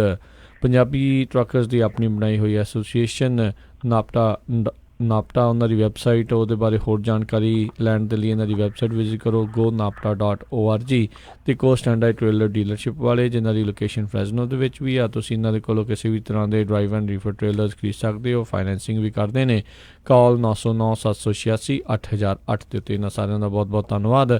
ਜੇਕਰ ਤੁਸੀਂ ਜਾਂ ਕੋਈ ਹੋਰ ਕਾਰੋਬਾਰ ਇਸ ਪ੍ਰੋਗਰਾਮ ਨੂੰ ਸਪਾਂਸਰ ਕਰਨਾ ਚਾਹੁੰਦੇ ਹੋ, ਸੰਪਰਕ ਕਰ ਸਕਦੇ ਹੋ ਨੰਬਰ 408 722 7698 ਦੇ ਉੱਤੇ। ਅਤੇ ਆਓ ਆਪਣੇ ਜਿਹੜੇ ਅੱਜ ਦੇ ਪ੍ਰੋਗਰਾਮ ਦੀ ਗੱਲਬਾਤ ਦਾ ਸਿਲਸਿਲਾ ਜਿਹੜਾ ਸ਼ੁਰੂ ਕਰਦੇ ਹਾਂ। ਸਭ ਤੋਂ ਪਹਿਲਾਂ ਕੁਛ ਕੁ ਜਿਹੜੀਆਂ ਆ ਅਹਿਮ ਅਮਰੀਕਾ ਦੇ ਵਿੱਚ ਜਿਹੜੀਆਂ ਖਬਰਾਂ ਆ ਉਸ ਦੇ ਬਾਰੇ ਜਾਣਕਾਰੀ ਦਿੰਦੇ ਜਾਈਏ, ਅਤੇ ਫਿਰ ਆਪਾਂ ਟਰੱਕਿੰਗ ਇੰਡਸਟਰੀ ਦੇ ਨਾਲ ਸੰਬੰਧਿਤ ਜਿਹੜੀਆਂ ਖਬਰਾਂ ਆ ਉਹ ਆਪਾਂ ਜਿਹੜੀਆਂ ਸ਼ੁਰੂ ਕਰਾਂਗੇ। ਅਤੇ ਹਰਜੋਤ ਸਿੰਘ ਜੀ, ਸਭ ਤੋਂ ਮੇਨ ਜਿਹੜੀ ਆ ਇਹੀ ਖਬਰ ਇਸ ਟਾਈਮ ਆ ਰਹੀ ਆ ਵੀ ਜੋ ਬਾਈਡਨ ਸਾਬਕਾ ਜਿਹੜੇ ਆ ਉਪ ਰਾਸ਼ਟਰਪਤੀ ਰਹਿ ਚੁੱਕੇ ਬਰਾਕ ਓਬਾਮਾ ਦੇ ਨਾਲ, ਜਿਨ੍ਹਾਂ ਨੇ 2 ਟਰਮਾਂ ਹੰਢਾਈਆਂ ਆ, ਉਹ ਵੀ ਹੁਣ ਮੈਦਾਨ ਦੇ ਵਿੱਚ ਕੁੱਦ ਗਏ ਨੇ ਡੈਮੋਕ੍ਰੇਟ ਪਾਰਟੀ ਦੇ ਕੈਂਡੀਡੇਟ, ਪ੍ਰੈਜ਼ੀਡੈਂਸ਼ੀਅਲ ਕੈਂਡੀਡੇਟ ਬਣਨ ਦੇ ਲਈ। ਹੁਣ ਇਹਨਾਂ ਨੂੰ ਮਿਲਾ ਕੇ ਕੁੱਲ 20 ਜਾਣੇ ਕਹਿੰਦੇ ਆ ਇਸ ਮੈਦਾਨ ਦੇ ਵਿੱਚ ਆ ਚੁੱਕੇ ਨੇ। ਸੋ ਬਿਲਕੁਲ 8 ਸਾਲ ਰਹੇ ਜੋ Biden as a vice president ਅਤੇ 36 ਸਾਲ ਰਹੇ ਸੈਨੇਟਰ। ਉਹ ਦੁਬਾਰਾ ਕੀ ਫਿਰ ਹੁਣ ਪ੍ਰੈਜ਼ੀਡੈਂਸ਼ੀਅਲ ਇਲੈਕਸ਼ਨ ਦੇ ਵਿੱਚ ਆ ਗਏ ਡੈਮੋਕ੍ਰੈਟਿਕ ਪਾਰਟੀ ਵੱਲੋਂ। ਸੈਂਟਰਿਸਟ ਹੈਗੇ ਆ। ਇੱਕ ਵਾਰੀ ਫਿਰ ਜਿਸ ਤਰ੍ਹਾਂ ਪਿਛਲੀਆਂ ਇਲੈਕਸ਼ਨ ਹੋਈਆਂ ਸੀਆਂ, ਜਿਹੜੇ ਪ੍ਰੋਗਰੈਸਿਵ ਅਤੇ ਡੈਮੋਕਰੇਟ ਸੀਗੇ ਉਹਨਾਂ ਦੇ ਵਿੱਚ ਫਾਈਟ ਹੋ ਗਈ ਅਤੇ ਮੁੜ ਕੇ ਇਲੈਕਸ਼ਨ ਲੂਜ਼ ਕਰ ਗਏ। ਅਤੇ ਹੁਣ ਫਿਰ ਉੱਦਾਂ ਦਾ ਹੀ ਮਾਹੌਲ ਕਹਿੰਦੇ ਬਣਦਾ ਜਾ ਰਿਹਾ। ਜਿਹੜੇ ਪ੍ਰੋਗਰੈਸਿਵ ਕੈਂਡੀਡੇਟਸ ਹੈਗੇ ਆ, ਖਾਸ ਕਰਕੇ ਬਰਨੀ ਸੈਂਡਰਸ, ਉਹਨਾਂ ਨੂੰ ਖੂੰਜੇ ਲਾਉਣ ਦੇ ਲਈ ਇੱਕ ਤਰ੍ਹਾਂ ਦੇ ਨਾਲ ਹੁਣ ਫਿਰ ਡੈਮੋਕ੍ਰੈਟਿਕ ਪਾਰਟੀ ਜਿਹੜੇ ਆ ਆਪਣਾ ਉਹ ਜਿਹੜਾ ਉਹਨਾਂ ਦਾ ਮੇਨ ਬੰਦਾ ਜੋ ਬਾਈਡਨ ਉਹਨੂੰ ਲੈ ਆਏ ਹੈਗੇ। ਵੈਸੇ ਦੇਖਿਆ ਜਾਵੇ ਤਾਂ ਬਹੁਤਾ ਉਹ ਉਮੀਦ ਲਾ ਰਹੇ ਸੀ ਵੀ ਕਮਲਾ ਹੈਰਿਸ ਜਿਹੜੀ ਉਹ ਕਿਤੇ ਨਾ ਕਿਤੇ ਇਸ ਦੌੜ ਦੇ ਵਿੱਚ ਅੱਗੇ ਨਿਕਲੂਗੀ ਜਾਂ ਬਰਨੀ ਸੈਂਡਰਸ ਤੋਂ ਵੀ ਜਿਹੜੀ ਉਹ ਅੱਗੇ ਜਾਊਗੀ, ਪਰ ਉਹ ਵੀ ਹਾਲ ਦੀ ਘੜੀ ਬਰਨੀ ਸੈਂਡਰਸ ਤੋਂ ਜਿਹੜੀ ਉਹ ਪਿੱਛੇ ਨਜ਼ਰ ਆ ਰਹੀ ਹੈ। ਜੋ ਬਾਈਡਨ ਜਸਟ ਬਿਕੋਜ਼ ਉਹ ਓਬਾਮਾ ਦੇ ਨਾਲ ਰਹੇ ਆ ਵਾਈਸ ਪ੍ਰੈਜ਼ੀਡੈਂਟ, ਉਸ ਦਾ ਕਾਫੀ ਜਿਹੜਾ ਲਾਹਾ ਖੱਟਣ ਦੀ ਜਿਹੜੀ ਕੋਸ਼ਿਸ਼ ਕਰ ਰਹੇ ਆ। ਜਿੱਦਾਂ ਹਰਜੋਤ ਜੀ ਨੇ ਦੱਸਿਆ ਵੀ ਜਿਹਨੂੰ ਇੱਕ ਕਹਿ ਲਓ ਵੀ ਟਰੂ ਸੈਂਟਰਿਸਟ ਡੈਮੋਕਰੇਟ ਜਿਹੜਾ ਉਹ ਕਿਹਾ ਜਾਂਦਾ, ਇਹ ਉਹੀ ਬੰਦਾ ਜਿਹਨੇ ਜੇਲ੍ਹਾਂ ਜਿਹੜੀਆਂ ਵਧਾਉਣ ਦੇ ਲਈ ਕ੍ਰਾਈਮ ਵਾਲੇ, ਉਹ ਸਾਰੇ ਇੱਕ ਬਾਈਡਨ ਦੇ ਨਾਂ ਦੇ ਉੱਤੇ ਇੱਕ ਇਹਨਾਂ ਦਾ ਕਾਨੂੰਨ ਵੀ ਜਿਹੜਾ ਆ ਉਸ ਟਾਈਮ ਦੇ ਉੱਤੇ ਬਣਿਆ ਸੀ, 90s ਦੀ ਜਿਹੜੀ ਗੱਲ ਆ। ਸੋ ਦੇਖਦੇ ਹਾਂ ਕੀ ਹੁੰਦਾ ਆ। ਜਿਹੜੇ ਜਿੱਦਾਂ ਤੁਸੀਂ ਦੱਸਿਆ ਵੀ ਜਿਹੜੇ ਪ੍ਰੋਗਰੈਸਿਵ ਡੈਮੋਕਰੇਟਸ ਹੈਗੇ ਆ, ਉਹ ਬਹੁਤਾ ਜਿਹੜਾ ਇਸ ਦਾ ਸਾਥ ਉਹ ਨਹੀਂ ਜਿਹੜੇ ਉਹ ਦੇਣਗੇ। ਸੋ ਲੈਟਸ ਸੀ ਜਿਹੜਾ ਕੀ ਬਣਦਾ। ਤੀਜੀ ਵਾਰੀ ਜਿਹੜੇ ਆਪਣੀ ਕਿਸਮਤ ਜੋ ਬਾਈਡਨ ਨੂੰ ਜਮਾ ਰਿਹਾ ਵੀ ਪ੍ਰੈਜ਼ੀਡੈਂਟ ਜਿਹੜਾ ਬਣਨ ਦੇ ਲਈ। ਪਹਿਲੀਆਂ 2 ਇਹਨਾਂ ਦੀਆਂ ਕੋਸ਼ਿਸ਼ਾਂ ਜਿਹੜੀਆਂ ਉਹ ਨਾਕਾਮ ਰਹੀਆਂ ਸੀ, ਪਰ ਵਾਈਸ ਪ੍ਰੈਜ਼ੀਡੈਂਟ ਦੇ ਅਹੁਦੇ ਤੱਕ ਜ਼ਰੂਰ ਉਹ ਪਹੁੰਚ ਗਏ ਸੀਗੇ। ਸੋ ਬਿਲਕੁਲ ਓਕੇਜ਼ੀਓ ਕਾਰਟੇਜ਼ ਜਿਹੜੇ ਆ ਉਹਨਾਂ ਨੇ ਇਹ ਕਿਹਾ ਵੀ ਜਿਹੜੇ ਜੋ ਬਾਈਡਨ ਆ ਆਊਟ ਆਫ ਟੱਚ ਹੈਗੇ ਡੈਮੋਕ੍ਰੈਟਿਕ ਪਾਰਟੀ ਦੇ। 76 ਸਾਲਾਂ ਦੇ ਜੋ ਬਾਈਡਨ ਜਿਹੜੇ ਆ ਇਹ ਵਰਮੌਂਟ ਦੇ ਸੈਨੇਟਰ ਰਹੇ ਆ ਅਤੇ ਹੁਣ ਪ੍ਰੈਜ਼ੀਡੈਂਸ਼ੀਅਲ ਕੈਂਡੀਡੇਟ ਹੋਣਗੇ ਜੀ। ਅਗਲੀ ਜੇ ਆਪਾਂ ਹਰਜੋਤ ਸਿੰਘ ਜੀ ਗੱਲ ਕਰਦੇ ਜਾਈਏ ਵੀ ਜਿਹੜੇ ਕੱਲ੍ਹ ਕਿਮ ਯੋਂਗ ਉਨ ਅਤੇ ਰਸ਼ੀਆ ਦੇ ਜਿਹੜੇ ਪ੍ਰੈਜ਼ੀਡੈਂਟ ਵਲਾਦੀਮੀਰ ਪੁਤਿਨ, ਉਹਨਾਂ ਦੀ ਜਿਹੜੀ ਆ ਉਹ ਮੁਲਾਕਾਤ ਹੋਈ। ਪਹਿਲੀ ਮੁਲਾਕਾਤ ਇਹਨਾਂ ਦੀ ਹੋਈ ਸੀਗੀ। ਸੋ ਕਹਿੰਦੇ ਬੜੀਆਂ ਉੱਥੇ ਸੈਰੇਮਨੀ ਤਗੜੀ ਛਗੜੀ ਜਿੱਦਾਂ ਆਪਾਂ ਦੇਖੀਆਂ ਹੀ ਸੀਗੀਆਂ ਜਦੋਂ ਰਾਸ਼ਟਰਪਤੀ ਟਰੰਪ ਦੇ ਨਾਲ ਹੋਈਆਂ ਸੀ, ਉੱਦਾਂ ਹੀ ਸੈਰੇਮਨੀ ਹੋਈ। ਬੜਾ ਕੁਛ ਹਾਸਾ ਖੇਡਾ ਜਿਹੜਾ ਚੱਲ ਰਿਹਾ ਸੀ। ਉਸ ਤੋਂ ਬਾਅਦ ਦੇ ਵਿੱਚ ਜਿਹੜੀ ਹਰਜੋਤ ਸਿੰਘ ਜੀ ਅਹਿਮ ਗੱਲ ਜਿਹੜੀ ਕਿਮ ਯੋਂਗ ਉਨ ਨੇ ਕੀਤੀ ਆ, ਉਹਨੇ ਆਪਣਾ ਜਿਹੜਾ ਰੁਖ ਥੋੜ੍ਹਾ ਜਿਹਾ ਚੇਂਜ ਕੀਤਾ ਆ। ਜਿਹੜਾ ਪਹਿਲੋਂ ਡੀਨਿਊਕਲੀਅਰਾਈਜ਼ ਕਰਨ ਦੀ ਗੱਲ ਕਰ ਰਿਹਾ ਸੀ, ਅਤੇ ਕਹਿੰਦੇ ਹੁਣ ਇਸ ਮੁਲਾਕਾਤ ਤੋਂ ਬਾਅਦ ਦੇ ਵਿੱਚ ਇਹ ਗੱਲ ਜਿਹੜੀ ਸਾਹਮਣੇ ਆਈ ਆ ਪੁਤਿਨ ਦੇ ਨਾਲ ਮੁਲਾਕਾਤ ਕਰਨ ਤੋਂ ਬਾਅਦ 'ਚ, ਕਹਿੰਦਾ ਵੀ ਕਿਮ ਯੋਂਗ ਉਨ ਕਹਿੰਦਾ ਵੀ ਮੈਨੂੰ ਅੰਤਰਰਾਸ਼ਟਰੀ ਪੱਧਰ ਦੇ ਉੱਤੇ ਜਿਹੜੀ ਸਿਕਿਉਰਿਟੀ ਗਰੰਟੀਆਂ ਚਾਹੀਦੀਆਂ ਆ ਜੇ ਅਸੀਂ ਵਾਕਿਆ ਹੀ ਜਿਹੜਾ ਨਿਊਕਲੀਅਰ ਆਰਸਨਲ ਨੂੰ ਅਸੀਂ ਜੇ ਉਹ ਤਬਾਹ ਕਰਨਾ ਆ ਅਤੇ ਜਾਂ ਉਸ ਨੂੰ ਛੱਡਣਾ ਆ। ਸੋ ਹੁਣ ਜਿਹੜੇ ਰਾਸ਼ਟਰਪਤੀ ਟਰੰਪ ਇੱਕ ਪਾਸੇ ਕਹਿ ਰਹੇ ਆ ਵੀ ਮੇਰੀ ਉਹਨਾਂ ਦੇ ਨਾਲ ਗੱਲਬਾਤ ਜਿਹੜੀ ਹੋ ਰਹੀ ਹੈ, ਉੱਦਾਂ ਦੂਜੀ ਸਮਿਟ ਪੂਰੀ ਤਰ੍ਹਾਂ ਨਾਕਾਮ ਰਹੀ। ਵਿੱਚੋਂ ਹੀ ਜਿਹੜੀ ਸਮਿਟ ਦੇ ਵਿੱਚੋਂ ਹੀ ਦੋਨੋਂ ਜਾਣੇ ਆਪੋ ਆਪਣੇ ਮੁਲਕਾਂ ਨੂੰ ਵਾਪਸ ਜਿਹੜੇ ਉਹ ਆ ਗਏ ਸੀਗੇ। ਸੋ ਹੁਣ ਪੁਤਿਨ ਨੇ ਪਤਾ ਨਹੀਂ ਕਿਮ ਜੋਂਗ ਉਨ ਨੂੰ ਉਸ ਦੇ ਵਿੱਚ ਅੰਦਰ ਖਾਤੇ ਕਿਹੜੀਆਂ ਗੱਲਾਂ ਉਹ ਆਖੀਆਂ ਆ। ਸੋ ਵਰਲਡ ਦੀ ਗੱਲਾਂ ਤੋਂ ਰਾਜਕਨਵੀਰ ਸਿੰਘ ਜੀ ਲੱਗਦਾ ਵੀ ਉਹ ਹਥਿਆਰ ਛੱਡਣੇ ਚਾਹੁੰਦਾ, ਪਰ ਗਰੰਟੀ ਚਾਹੁੰਦਾ ਹੈ ਕਿਸੇ ਨਾ ਕਿਸੇ ਮੁਲਕ ਤੋਂ ਵੀ ਮੁੜ ਕੇ ਇਹੀ ਨਾ ਗੱਲ ਹੋਵੇ ਸਾਡੇ ਹਥਿਆਰ ਵੀ ਚੱਲ ਜਾਣ ਤੇ ਮੈਨੂੰ ਦੱਬ ਵੀ ਲਿਆ ਜਾਵੇ, ਰਾਈਟ ਜੀ ਬਿਲਕੁਲ। ਸੋ ਇਹ ਚਲੋ ਜਿੰਨੇ ਬਣਾਏ ਆ ਹਥਿਆਰ ਉਹਨੂੰ ਤਾਂ ਇਹ ਡਰ ਜਿਹੜਾ ਉਹ ਰਹਿੰਦਾ ਆ, ਔਖੇ ਹੋ ਕੇ ਉਹਨਾਂ ਨੇ ਬਣਾਏ ਆ। ਪਰ ਨਾਰਥ ਕੋਰੀਆ ਦੇ ਜੇ ਆਪਾਂ ਇਤਿਹਾਸ ਦੇ ਉੱਤੇ ਨਜ਼ਰ ਮਾਰੀਏ ਤਾਂ ਉਹ ਹਮੇਸ਼ਾ ਹੀ ਇੱਦਾਂ ਕਰਦੇ ਆਏ ਨੇ, ਗੱਲਾਂ ਕੁਛ ਕਰਦੇ ਨੇ ਤੇ ਕਰਦੇ ਜਿਹੜੇ ਉਹ ਕੁਛ ਹੁੰਦੇ ਨੇ। ਪਰ ਮੈਨੂੰ ਇੱਦਾਂ ਲੱਗਦਾ ਵੀ ਇਹ ਵੀ ਅੱਕ ਚੁੱਕਾ ਆ ਸ਼ਾਇਦ, ਇਹ ਕਿਹਾ ਨਹੀਂ ਜਾ ਸਕਦਾ। ਬੜੀ ਕੂਟਨੀਤਿਕ ਬੜੇ ਬੰਦੇ ਹੁੰਦੇ, ਅਥੋਰੀਟੇਰੀਅਨ ਜਿਹੜੇ ਬੰਦੇ ਆ ਉਹ ਦਿਖਾਉਂਦੇ ਕੁਛ ਨੇ ਕਰਦੇ ਕੁਛ ਨੇ। ਕਈ ਵਾਰੀ ਕੁਛ ਆਪਣਾ ਮਸਲਾ ਹੱਲ ਕਰਾਉਣ ਦੇ ਲਈ ਉਹ ਮਿੱਠੀਆਂ ਗੱਲਾਂ ਵੀ ਜਿਹੜੀਆਂ ਇੱਦਾਂ ਦੀਆਂ ਕਰ ਜਾਂਦੇ ਨੇ। ਨਾਰਥ ਕੋਰੀਆ ਤੇ ਬਹੁਤ ਜ਼ਿਆਦਾ ਪ੍ਰੈਸ਼ਰ ਬਣਿਆ ਹੋ ਇਸ ਟਾਈਮ ਤੇ। US ਗਵਰਨਮੈਂਟ ਨੇ ਆਲਰੇਡੀ ਅਨਾਊਂਸ ਕਰਤਾ ਵੀ ਕੋਈ ਵੀ ਜਿਹੜੀ ਸਰਕਾਰ ਆ ਉਹ ਨਾਰਥ ਕੋਰੀਆ ਤੋਂ ਗੈਸ ਈਰਾਨ ਤੇ ਨਾਰਥ ਕੋਰੀਆ ਦੋਨਾਂ ਦੇ ਉੱਤੇ ਜਿਹੜਾ ਬਣਿਆ, ਖਾਸ ਕਰਕੇ ਈਰਾਨ ਤੇ, ਸੌਰੀ ਮੈਂ ਨਾਰਥ ਕੋਰੀਆ ਕਹਿ ਗਿਆ, ਈਰਾਨ ਜਿਹੜਾ ਆ ਉਹਦੀ ਜਿਹੜੀ ਗੈਸ ਆ ਵੀ ਕੋਈ ਵੀ ਮੁਲਕ ਉਹ ਤੋਂ ਲੈ ਨਹੀਂ ਸਕਦਾ ਜਿਹੜਾ ਅੰਡਰ ਸੈਂਕਸ਼ਨਸ ਹੋਈਆਂ ਆ। ਉਹਦੇ ਨਾਲ ਇੰਡੀਆ ਤੇ ਚਾਈਨਾ ਤੇ ਜਿਹੜਾ ਬਹੁਤ ਜ਼ਿਆਦਾ ਅਸਰ ਪੈ ਰਿਹਾ, ਤੇ ਨਾਰਥ ਕੋਰੀਆ ਦੇ ਉੱਤੇ ਜਿਹੜਾ ਚਾਈਨਾ ਦਾ ਹੱਥ ਪੂਰਾ ਹੈਗਾ ਆ। ਜੀ ਸੋ ਨਾਲ ਹੀ ਜਿਹੜਾ ਹਰਜੋਤ ਸਿੰਘ ਜੀ ਇਹ ਵੀ ਬੜੇ ਚਲਾਕ ਨੇ, ਕਹਿੰਦੇ $2 ਮਿਲੀਅਨ ਦਾ ਬਿੱਲ ਘੱਲਤਾ ਅਮਰੀਕਾ ਵਾਲਿਆਂ ਨੂੰ ਨਾਰਥ ਕੋਰੀਆ ਵਾਲਿਆਂ ਨੇ। ਜਿਹੜਾ ਆਟੋ ਵਾਰਮ ਬਰਾਇਰ ਜਿਹੜਾ ਕਿ ਆ ਕੇ ਜਿਸ ਨੂੰ ਛੱਡਿਆ ਸੀਗਾ ਇੱਕ ਸਟੂਡੈਂਟ ਜਿਹੜਾ ਸੀਗਾ, ਬਾਅਦ ਦੇ ਵਿੱਚ ਉਹਦੀ ਇੱਥੇ ਆ ਕੇ ਕੌਮੇ ਦੇ ਵਿੱਚ ਆਉਣ ਤੋਂ ਬਾਅਦ ਉਸ ਦੀ ਮੌਤ ਹੋ ਗਈ ਸੀ। ਕਹਿੰਦੇ ਵੀ ਅਸੀਂ ਉਸ ਦੀ ਦੇਖ ਰੇਖ ਕੀਤੀ ਆ ਉੱਥੇ, ਤੇ ਨਾਰਥ ਕੋਰੀਆ ਵਾਲਿਆਂ ਨੇ $2 ਮਿਲੀਅਨ ਦਾ ਬਿੱਲ ਜਿਹੜਾ ਆ ਉਹ ਟਰੰਪ ਭਾਜੀ ਹੁਣਾਂ ਨੂੰ ਘੱਲਿਆ। ਹੁਣ ਦੇਖਦੇ ਆ ਵੀ ਇਹ ਇਸ ਦੇ ਵਿੱਚ ਕਿੱਦਾਂ ਦਾ ਰੁਖ ਅਖਤਿਆਰ ਕਰਦੇ ਨੇ। ਇਹ ਹੁਣ ਪਤਾ ਨਹੀਂ ਪੁੱਤ ਨੇ ਕਿਹੜਾ ਟੀਕਾ ਲਾ ਕੇ ਉਹਨੂੰ ਉੱਥੋਂ ਘੱਲਿਆ। ਇਹ ਜ਼ਿਆਦਾ ਹੀ ਅੱਜ ਜਿਹੜਾ ਕਹਿ ਲਓ ਵੀ ਛਾਲਾਂ ਜਿਹੀਆਂ ਜਿਹੜੀਆਂ ਇਸ ਹਿਸਾਬ ਦੀਆਂ ਉਹ ਮਾਰ ਰਿਹਾ, ਇੰਟਰਨੈਸ਼ਨਲ ਕਰੰਟੀਆਂ ਦੀ ਵੀ ਮੰਗ ਕਰਦਾ ਆ, ਤੇ ਉਹਦੇ $2 ਮਿਲੀਅਨ ਦਾ ਬਿੱਲ ਉਧਰ ਘੱਲ ਸਕਿਆ। ਅਗਲੀ ਖਬਰ ਵੱਲ ਚਲੀਏ। ਬਾਲਟੀਮੋਰ ਦੇ ਜਿਹੜੇ ਮੇਅਰ ਹੈਗੇ ਆ ਕੈਥਰੀਨ ਪੂ, ਉਹਨਾਂ ਦੇ ਜਿਹੜੇ ਘਰ ਦੇ ਉੱਤੇ ਜਿਹੜੇ ਆ FBI ਤੇ ਹੋਰ ਬਹੁਤ ਸਾਰੇ IRS ਤੇ ਇਸ ਤਰ੍ਹਾਂ ਦੀਆਂ ਏਜੰਸੀਆਂ ਨੇ ਛਾਪੇ ਮਾਰੇ ਹੈਗੇ ਆ। ਉਹਦਾ ਮੇਨ ਰੀਜ਼ਨ ਇਹ ਹੈਗਾ ਕਿ ਉਹਨਾਂ ਦੇ ਅਗੇਂਸਟ ਇੱਕ ਇਨਵੈਸਟੀਗੇਸ਼ਨ ਚੱਲ ਰਹੀ ਆ ਜਿਹਦੇ ਅਧੀਨ ਇੱਕ ਉਹਨਾਂ ਨੇ ਬੁੱਕ ਡੀਲ ਕੀਤੀ ਸੀ, ਜਿਹੜੀ ਜਦੋਂ ਉਹ ਮੈਡੀਕਲ ਸਿਸਟਮ ਜਿਹੜਾ ਮੈਰੀਲੈਂਡ ਦਾ ਹੈਗਾ ਉਹਦੇ ਬੋਰਡ ਦੇ ਉੱਤੇ ਕੰਮ ਕਰਦੇ ਸੀਗੇ। ਸੋ ਕਹਿੰਦੇ ਵੀ ਇਹ ਇੱਕ ਤਰ੍ਹਾਂ ਨਾਲ ਇਲੀਗਲ ਸੀ ਕਿਉਂਕਿ ਉਹ ਬੋਰਡ ਦੇ ਮੈਂਬਰ ਵੀ ਸੀ, ਤੇ ਫਿਰ ਉਹਨਾਂ ਨੇ ਉਹ ਜਿਹੜੀ ਆ ਬੁੱਕ ਵੀ ਉਹਨਾਂ ਦੀ ਆਪਣੀ ਸੀ ਉਹ ਡੀਲ ਕੀਤੀ, ਤੇ ਜਿਹਦੇ ਵਿੱਚ ਉਹਨਾਂ ਨੇ ਬਹੁਤ ਜ਼ਿਆਦਾ ਜਿਹੜਾ ਆ ਪ੍ਰੋਫਿਟ ਕੀਤਾ ਹੈਗਾ ਆ ਜੀ। ਤੇ ਅਗਲੀ ਖਬਰ ਵੱਲ ਚਲੀਏ। ਜਿਹੜਾ ਸ਼੍ਰੀਲੰਕਾ ਦੇ ਵਿੱਚ ਅਟੈਕ ਹੋਇਆ ਸੀ ਉਹਦੀ ਇਨਵੈਸਟੀਗੇਸ਼ਨ ਚੱਲ ਰਹੀ ਹੈਗੀ ਆ। ਕਹਿੰਦੇ ਇੱਕ ਅਟੈਕਰ ਜਿਹੜਾ ਸੀਗਾ ਜਿਸ ਨੇ ਬੰਬ ਚਲਾਏ ਹੈਗੇ ਆ ਉਹਨੂੰ ਇੱਕ ਵਾਰੀ ਫੜਿਆ ਵੀ ਗਿਆ ਸੀ, ਤੇ ਉਹ ਤੋਂ ਬਾਅਦ ਜਿਹੜਾ ਫਿਰ ਛੱਡ ਦਿੱਤਾ ਗਿਆ। ਤੇ ਇੱਕ ਜਿਹੜਾ ਅੱਤਵਾਦੀ ਆ ਉਹਨਾਂ ਦਾ ਜਿਹੜਾ ਰਿੰਗ ਲੀਡਰ ਸੀਗਾ, ਉਹਦੀ ਭੈਣ ਨੇ ਜਿਹੜਾ ਆ ਉਸ ਨੂੰ ਡਿਨਾਊਂਸ ਕੀਤਾ, ਕਹਿੰਦੀ ਵੀ ਇਹ ਬਹੁਤ ਮਾੜੀ ਗੱਲ ਕੀਤੀ ਆ, ਇੱਦਾਂ ਦਾ ਕੰਮ ਜਿਹੜਾ ਉਹਨੂੰ ਨਹੀਂ ਕਰਨਾ ਚਾਹੀਦਾ ਸੀ। ਜੀ ਤੇ ਅਗਲੀ ਜਿਹੜੀ ਗੱਲ ਕਰੀਏ ਇਸ ਤੋਂ ਬਾਅਦ ਦੇ ਵਿੱਚ ਫਿਰ ਆਪਾਂ ਟਰੱਕਿੰਗ ਇੰਡਸਟਰੀ ਦੇ ਨਾਲ ਜੁੜੀਆਂ ਖਬਰਾਂ ਉਸ ਦੇ ਉੱਤੇ ਗੱਲ ਕਰਦੇ ਹਾਂ। ਇੱਕ ਜਿਹੜੀ ਚਰਚਾ ਚੱਲ ਰਹੀ ਸੀਗੀ ਵੀ ਜਿਹੜੇ ਸਟੀਵਨ ਮਿਲਰ ਜਿਹੜੇ ਸਭ ਤੋਂ one of the youngest adviser ਹੈਗੇ ਆ ਰਾਸ਼ਟਰਪਤੀ ਟਰੰਪ ਦੇ, ਉਹਨਾਂ ਨੂੰ ਉਹ ਬਾਹਰ ਕੱਢਣ ਦੀ ਜਿਹੜੀਆਂ ਕੋਸ਼ਿਸ਼ਾਂ ਕਰ ਰਹੇ ਸੀ, ਤੇ ਵਾਈਟ ਹਾਊਸ ਦੇ ਜਿਹੜੇ ਕੌਂਸਲਰ ਡੋਨਲਡ ਮੈਗਾਨ ਉਹਨਾਂ ਨੇ ਇਸ਼ਾਰਾ ਕੀਤਾ ਸੀ ਰਾਸ਼ਟਰਪਤੀ ਟਰੰਪ ਨੇ ਵੀ ਇਹਨੂੰ ਕਿਸੇ ਨਾ ਕਿਸੇ ਤਰੀਕੇ ਨਾਲ ਬਾਹਰ ਦਾ ਰਸਤਾ ਜਿਹੜਾ ਦਿਖਾਓ। ਤੇ ਹੁਣ ਪਰ ਕਹਿੰਦੇ ਆ ਉਸ ਰਿਪੋਰਟ ਤੋਂ ਟੋਟਲੀ ਜਿਹੜੇ ਰਾਸ਼ਟਰਪਤੀ ਟਰੰਪ ਉਹ ਡਿਸਪਿਊਟ ਕਰ ਰਹੇ ਇਸ ਨੂੰ ਵੀ ਇੱਦਾਂ ਦੀ ਕੋਈ ਵੀ ਗੱਲ ਹੋਈ ਨਹੀਂ ਸੀ। ਸੋ ਪਬਲਿਕਲੀ ਜਿਹੜੀ ਇਹ ਹੁਣ ਬੀਤੇ ਦਿਨਾਂ ਦੇ ਵਿੱਚ ਮਿਊਲਰ ਰਿਪੋਰਟ ਬਾਹਰ ਆਈ ਆ, ਉਸ ਦੇ ਵਿੱਚ ਇਹ ਚਰਚਾ ਜਿਹੜੀ ਇਹ ਛਿੜੀ ਆ। ਸੋ ਜਿਹੜੀ ਵੀ ਚੀਜ਼ ਪਸੰਦ ਨਹੀਂ ਹੁੰਦੀ ਰਾਸ਼ਟਰਪਤੀ ਟਰੰਪ ਨੂੰ, ਉਹਨੂੰ ਫੇਕ ਨਿਊਜ਼ ਕਹਿ ਦਿੰਦੇ ਆ, ਪਰ ਇੱਦਾਂ ਜਿਹੜਾ ਇਹਨਾਂ ਦਾ ਸਰਨਾ ਨਹੀਂ ਆ। ਬਹੁਤ ਸਾਰੀਆਂ ਚੀਜ਼ਾਂ ਇਸ ਰਿਪੋਰਟ ਦੇ ਵਿੱਚ, ਖਾਸ ਕਰਕੇ ਆਬਸਟਰਕਸ਼ਨ ਆਫ ਜਸਟਿਸ ਦੀਆਂ ਜਿਹੜੀਆਂ ਕੋਸ਼ਿਸ਼ਾਂ ਇਹਨਾਂ ਨੇ ਕੀਤੀਆਂ ਆ, ਉਸ ਨੂੰ ਲੈ ਕੇ ਜਿਹੜੇ ਡੈਮੋਕ੍ਰੇਟ ਕਾਫੀ ਤੱਤੇ ਹੋਏ ਫਿਰਦੇ ਨੇ। ਸੋ ਉਹ ਚਾਹੁੰਦੇ ਨੇ ਕਿਸੇ ਨਾ ਕਿਸੇ ਤਰੀਕੇ ਨਾਲ ਇਹਨਾਂ ਦੀ ਇੰਪੀਚਮੈਂਟ ਦੀ ਪ੍ਰੋਸੀਡਿੰਗ ਜਿਹੜੀ ਉਹ ਸ਼ੁਰੂ ਕਰੋ। ਇੱਕ ਟਾਈਮ ਦੇ ਉੱਤੇ ਇਹਨਾਂ ਦੇ ਨਾਲ ਰਹੇ ਜਿਹੜੇ ਵਕੀਲ ਉਹ ਵੀ ਹੁਣ ਇਹਨਾਂ ਦੇ ਅਗੇਂਸਟ ਜਿਹੜੇ ਆ ਚੁੱਕੇ ਆ, ਤੇ ਉਹ ਵੀ ਕਹਿੰਦੇ ਇੰਪੀਚਮੈਂਟ ਕਰੋ। ਤੇ ਉਹਨਾਂ ਦੇ ਕਹਿਣ ਮੁਤਾਬਕ ਉਹ ਕਹਿ ਰਹੇ ਆ ਵੀ ਬਹੁਤ ਸਾਰੇ ਜਿਹੜੇ ਰਿਪਬਲਿਕਨ ਪਾਰਟੀ ਦੇ ਅੰਦਰ ਖਾਤੇ ਜਿਹੜੇ ਸਟਾਫਰਸ ਹੈਗੇ ਆ, ਉਹਨਾਂ ਦੇ ਨਾਲ ਜਿਹੜੇ ਕੰਮ ਕਰਦੇ ਨੇ, ਤੇ ਜਿਹੜੇ ਵਾਈਟ ਹਾਊਸ ਦੇ ਵਿੱਚ ਐਡਮਿਨਿਸਟ੍ਰੇਸ਼ਨ ਦੇ ਸਟਾਫਰਸ ਵੀ ਆ, ਉਹ ਵੀ ਕਹਿੰਦੇ ਆ ਵੀ ਹਾਂ ਕੁਛ ਨਾ ਕੁਛ ਇਸ ਦੇ ਪ੍ਰਤੀ ਇਹਨਾਂ ਨੂੰ ਜਿਹੜਾ ਆ ਉਹ ਜ਼ਰੂਰ ਇੰਪੀਚਮੈਂਟ ਵਾਲੇ ਪਾਸੇ ਨੂੰ ਜਿਹੜਾ ਤੁਰਨਾ ਚਾਹੀਦਾ ਆ। ਤੇ ਰਾਸ਼ਟਰਪਤੀ ਟਰੰਪ ਇਸ ਟਾਈਮ ਇਹ ਕੋਸ਼ਿਸ਼ ਕਰ ਰਿਹਾ ਵੀ ਇੰਪੀਚਮੈਂਟ ਦੀ ਨੌਬਤ ਜਿਹੜੀ ਉਹ ਨਾ ਆਵੇ, ਉਹ ਸੁਪਰੀਮ ਕੋਰਟ ਤੱਕ ਵੀ ਜਾਣ ਦੇ ਲਈ। ਤਿਆਰ ਬੈਠੇ ਨੇ। ਜੇ ਇਹਨਾਂ ਨੇ ਕੁਛ ਇਸ ਤਰੀਕੇ ਦਾ ਨਹੀਂ ਕੀਤਾ ਤਾਂ ਆਈ ਥਿੰਕ ਇੰਨਾ ਡਰਨ ਦੀ ਜ਼ਰੂਰਤ ਨਹੀਂ ਹੈ। ਪਰ ਸੈਨੇਟ ਦੇ ਵਿੱਚ ਮੈਨੂੰ ਨਹੀਂ ਲੱਗਦਾ ਵੀ ਜਿਹੜੀ ਇੰਪੀਚਮੈਂਟ ਦਾ ਜੇ ਪ੍ਰਪੋਜ਼ਲ ਆਉਂਦਾ ਵੀ ਆ ਵੀ ਉਸ ਨੂੰ ਕੋਈ ਬਹੁਤਾ ਕਹਿ ਲਓ ਵੀ ਸਾਥ ਜਿਹੜਾ ਉੱਥੇ ਮਿਲ ਸਕਦਾ ਹੈ ਜੀ। ਤੇ ਹੁਣ ਆਪਾਂ ਟਰੱਕਿੰਗ ਦੀ ਖਬਰਾਂ ਜਿਹੜੀਆਂ ਸਾਂਝੀਆਂ ਕਰਨੀਆਂ, ਤੇ ਸਭ ਤੋਂ ਪਹਿਲਾਂ ਇੱਕ ਜਿਹੜੀ ਆ ਐਲ ਜਜ਼ੀਰਾ ਨੇ ਰਿਪੋਰਟ ਤਿਆਰ ਕੀਤੀ ਹੈਗੀ ਆ, trucking and Indians hoping to cross US Mexico border. So ਉਹਦੇ ਵਿੱਚ ਕਹਿੰਦੇ ਦੱਸਿਆ ਗਿਆ ਆ, ਕਾਫੀ ਵਧੀਆ ਰਿਪੋਰਟ ਤਿਆਰ ਕੀਤੀ ਗਈ ਆ ਵੀ ਕਿਸ ਤਰ੍ਹਾਂ ਜਿਹੜੇ ਖਾਸ ਕਰਕੇ ਪੰਜਾਬੀ ਆ US ਮੈਕਸੀਕੋ ਬਾਰਡਰ ਤੋਂ USA ਦੇ ਵਿੱਚ ਐਂਟਰ ਹੋ ਰਹੇ ਆ ਅਤੇ ਟਰੱਕਿੰਗ ਇੰਡਸਟਰੀ 'ਚ ਜਾ ਰਹੇ ਆ। ਉਸ ਰਿਪੋਰਟ ਦੇ ਮੁਤਾਬਕ ਕਹਿੰਦੇ ਵੀ 40% ਜੇਲ੍ਹਾਂ ਦੇ ਵਿੱਚ ਬੰਦ ਜਿਹੜੇ ਆ ਅੱਜ ਦੀ ਡੇਟ 'ਚ ਉਹ ਪੰਜਾਬੀ ਹੈਗੇ ਆ।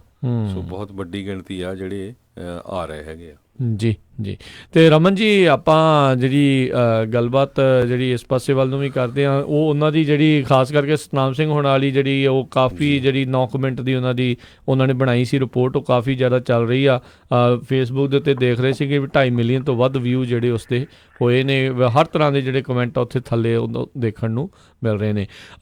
ਡਾਇਮਲਰ ਦੇ ਮਾਮਲੇ ਦੇ ਵਿੱਚ ਕਹਿੰਦੇ ਵੀ ਬੈਟਰੀ ਪਾਵਰਡ ਟਰੱਕਸ ਨੂੰ ਲੈ ਕੇ ਗੱਲਬਾਤ ਚੱਲ ਰਹੀ ਆ। ਬੀਤੇ ਦਿਨੀ ਤੁਸੀਂ ਵੀ ਜਿਹੜਾ ਇੱਕ ਆਈ ਥਿੰਕ ਨਿਕੋਲਾ ਵਾਲੇ ਉਹਨਾਂ ਦੇ ਅਨਵੇਲਿੰਗ ਦੇ ਉੱਥੇ ਪਹੁੰਚੇ ਹੋਏ ਸੀਗੇ ਰਮਨ ਜੀ। ਸੋ ਕਿੱਦਾਂ ਦਾ ਫਿਊਚਰ ਤੁਹਾਨੂੰ ਜਿਹੜਾ ਨਜ਼ਰ ਆ ਰਿਹਾ ਇਹ ਸਾਰੀਆਂ ਚੀਜ਼ਾਂ ਦੇ ਵਿੱਚ? ਜੀ ਬਿਲਕੁਲ ਰਾਜ, ਮੈਂ ਅੱਜ ਵੀ ਇੱਥੇ ਲੌਂਗ ਬੀਚ ਜਿਹੜੀ ਐਕਸਪੋ ਹੈਗੀ ਹੈ, ਜਿਹੜੀ ਐਡਵਾਂਸ ਵਹੀਕਲਸ ਹੈਗੇ ਆ, ਜਿਹੜਾ ਫਿਊਚਰਿਸਟਿਕ ਸਾਰਾ ਹੈਗਾ, ਜੇ ਤੁਸੀਂ ਇਸ ਐਕਸਪੋ 'ਚ ਆਉਣੇ ਆ ਤਾਂ ਤੁਹਾਨੂੰ ਇੱਦਾਂ ਲੱਗਦਾ ਕਿ ਤੁਸੀਂ ਦੂਸਰੀ ਦੁਨੀਆ 'ਚ ਆ ਗਏ ਆ। ਵੀ ਜਿਹੜੀਆਂ ਗੱਲਾਂ ਇਹ ਕਰ ਰਹੇ ਆ ਕਿ ਇਹ ਕਦੀ ਸਾਡੇ ਜੀਂਦੇ ਜੀ ਹੋਣਗੀਆਂ ਜਾਂ ਇਹ ਵਾਪਰਨਗੀਆਂ। ਸੋ ਮੈਂ ਹੁਣ ਜਿਹੜਾ ਕੱਲ੍ਹ ਡਾਇਮਲਰ ਦੇ ਜਿਹੜੇ ਪ੍ਰੈਜ਼ੀਡੈਂਟ ਹੈਗੇ ਆ, ਰੋਜਰ ਨੀਲਸਨ ਹੈਗੇ ਆ, ਉਹਨਾਂ ਦਾ ਸਵੇਰੇ ਸੀਗੀ ਉਹਨਾਂ ਦੀ ਸਪੀਚ ਸੀਗੀ, ਕੀਨੋਟ ਸਪੀਕਰ ਸੀਗੇ।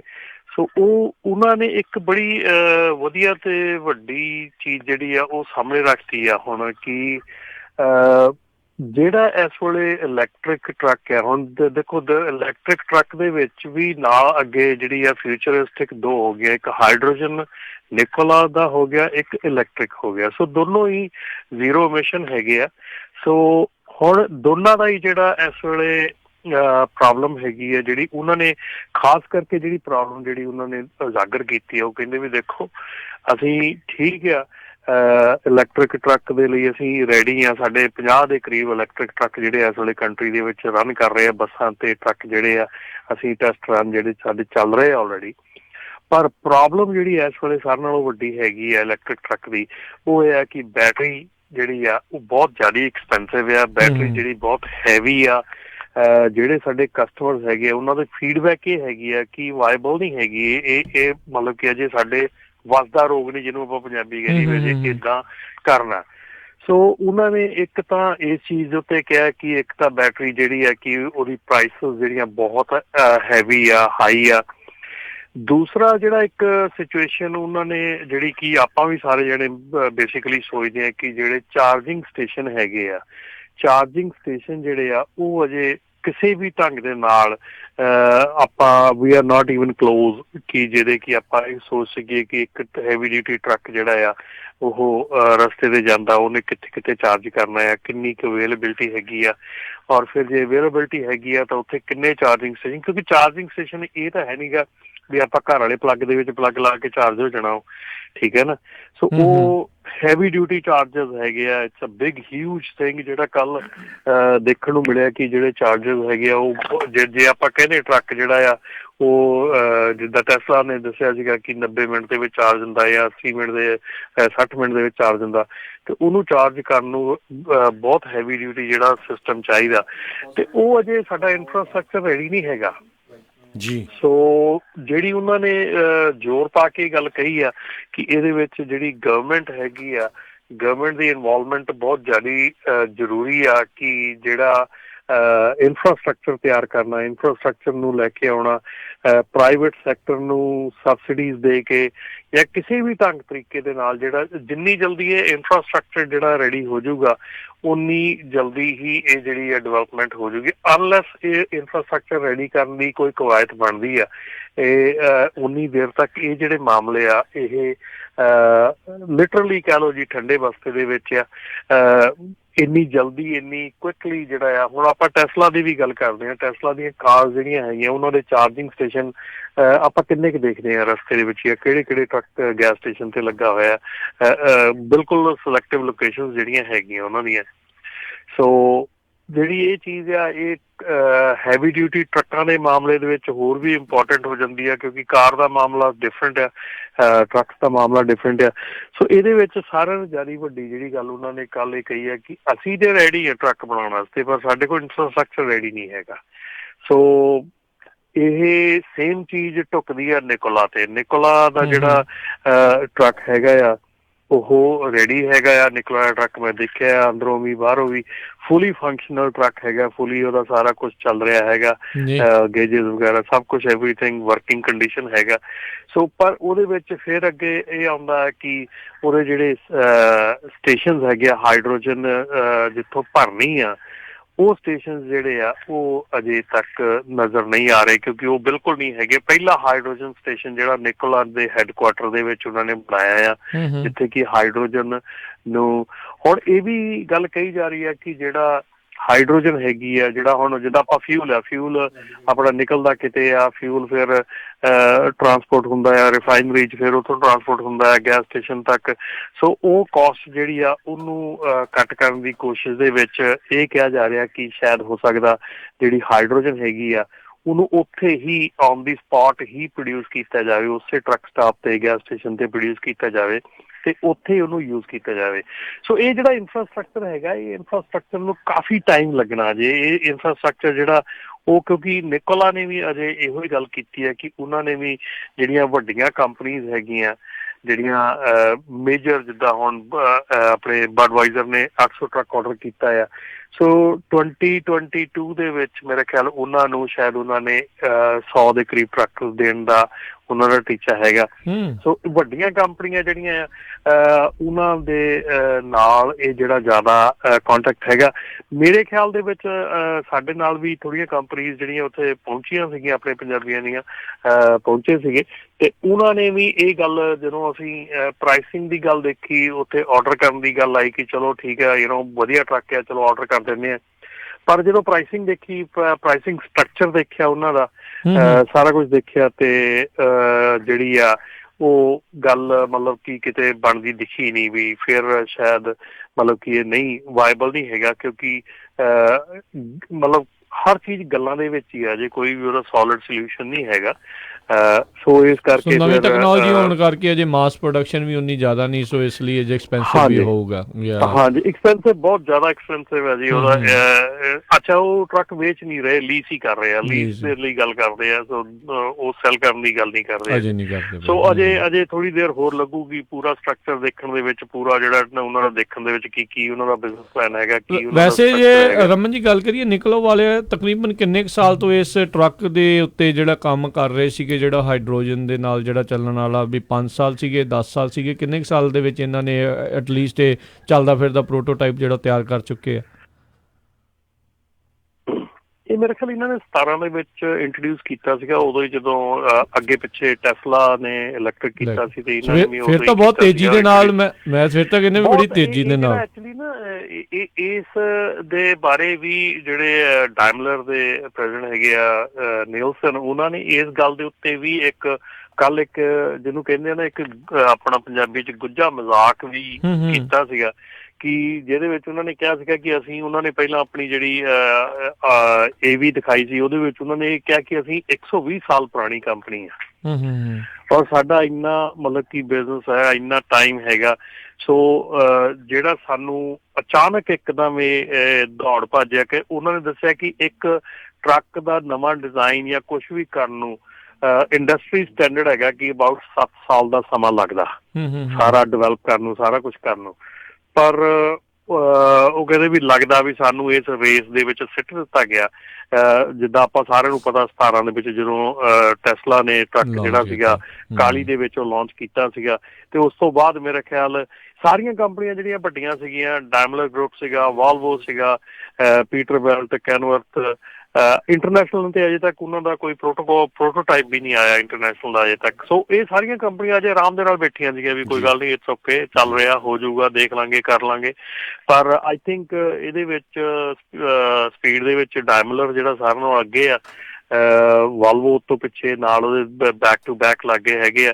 ਸੋ ਇਹ ਜਿਹੜੀ ਇਸ ਵੇਲੇ ਦੌੜ ਲੱਗ ਗਈ ਨਾ ਇੱਕਦਮ, ਪਿਛਲੇ ਆਪਾਂ 2-3 ਸਾਲਾਂ ਦੇ ਵਿੱਚ ਦੇਖਿਆ ਕਿ ਟਰੱਕਾਂ ਦੇ ਵਿੱਚ ਟੈਕਨੋਲੋਜੀ ਜਿਹੜੀ ਆ ਉਹ ਇੰਨੀ ਜ਼ਿਆਦਾ ਐਡਵਾਂਸਮੈਂਟ ਹੋ ਗਈ ਕਿ ਲੋਕਾਂ ਨੂੰ ਕਈ ਵਾਰੀ ਕੈਚਅਪ ਕਰਨਾ ਹੀ ਔਖਾ ਹੋਇਆ ਪਿਆ ਜੀ। ਸੋ ਬਿਲਕੁਲ ਰਮਨ ਜੀ, ਬਹੁਤ ਜ਼ਿਆਦਾ ਇੱਕ ਮਾਊਂਟਨ ਵਿਊ ਬੇਸਡ ਕੰਪਨੀ ਹੈਗੀ ਆ ਫੈਂਟਮ ਆਟੋ, ਜੋ ਬਲੂਮਸਬਰਗ ਰਿਪੋਰਟ ਨੇ ਇਸ਼ੂ ਕੀਤਾ। ਕਹਿੰਦੇ ਪਈ ਉਹ ਆਟੋਨੋਮਸ ਵਹੀਕਲ ਕੰਪਨੀ ਹੈਗੀ ਆ ਟਰੱਕਿੰਗ ਦਾ। ਕਹਿੰਦੇ 7 ਸਟੇਟਾਂ ਤੇ ਪਰੇ ਜਿਹੜਾ ਟਰੱਕਿੰਗ ਯਾਰਡ ਆ ਉਹਦੇ ਵਿੱਚ ਜਿਹੜੇ ਟਰੱਕ ਹੈਗੇ ਉਹਨਾਂ ਨੂੰ ਰਿਮੋਟਲੀ ਉਹ ਮੂਵ ਕਰ ਸਕਦੇ ਆ, ਬੈਕ ਕਰ ਸਕਦੇ ਆ, ਬਾਹਰ ਕੱਢ ਸਕਦੇ ਆ।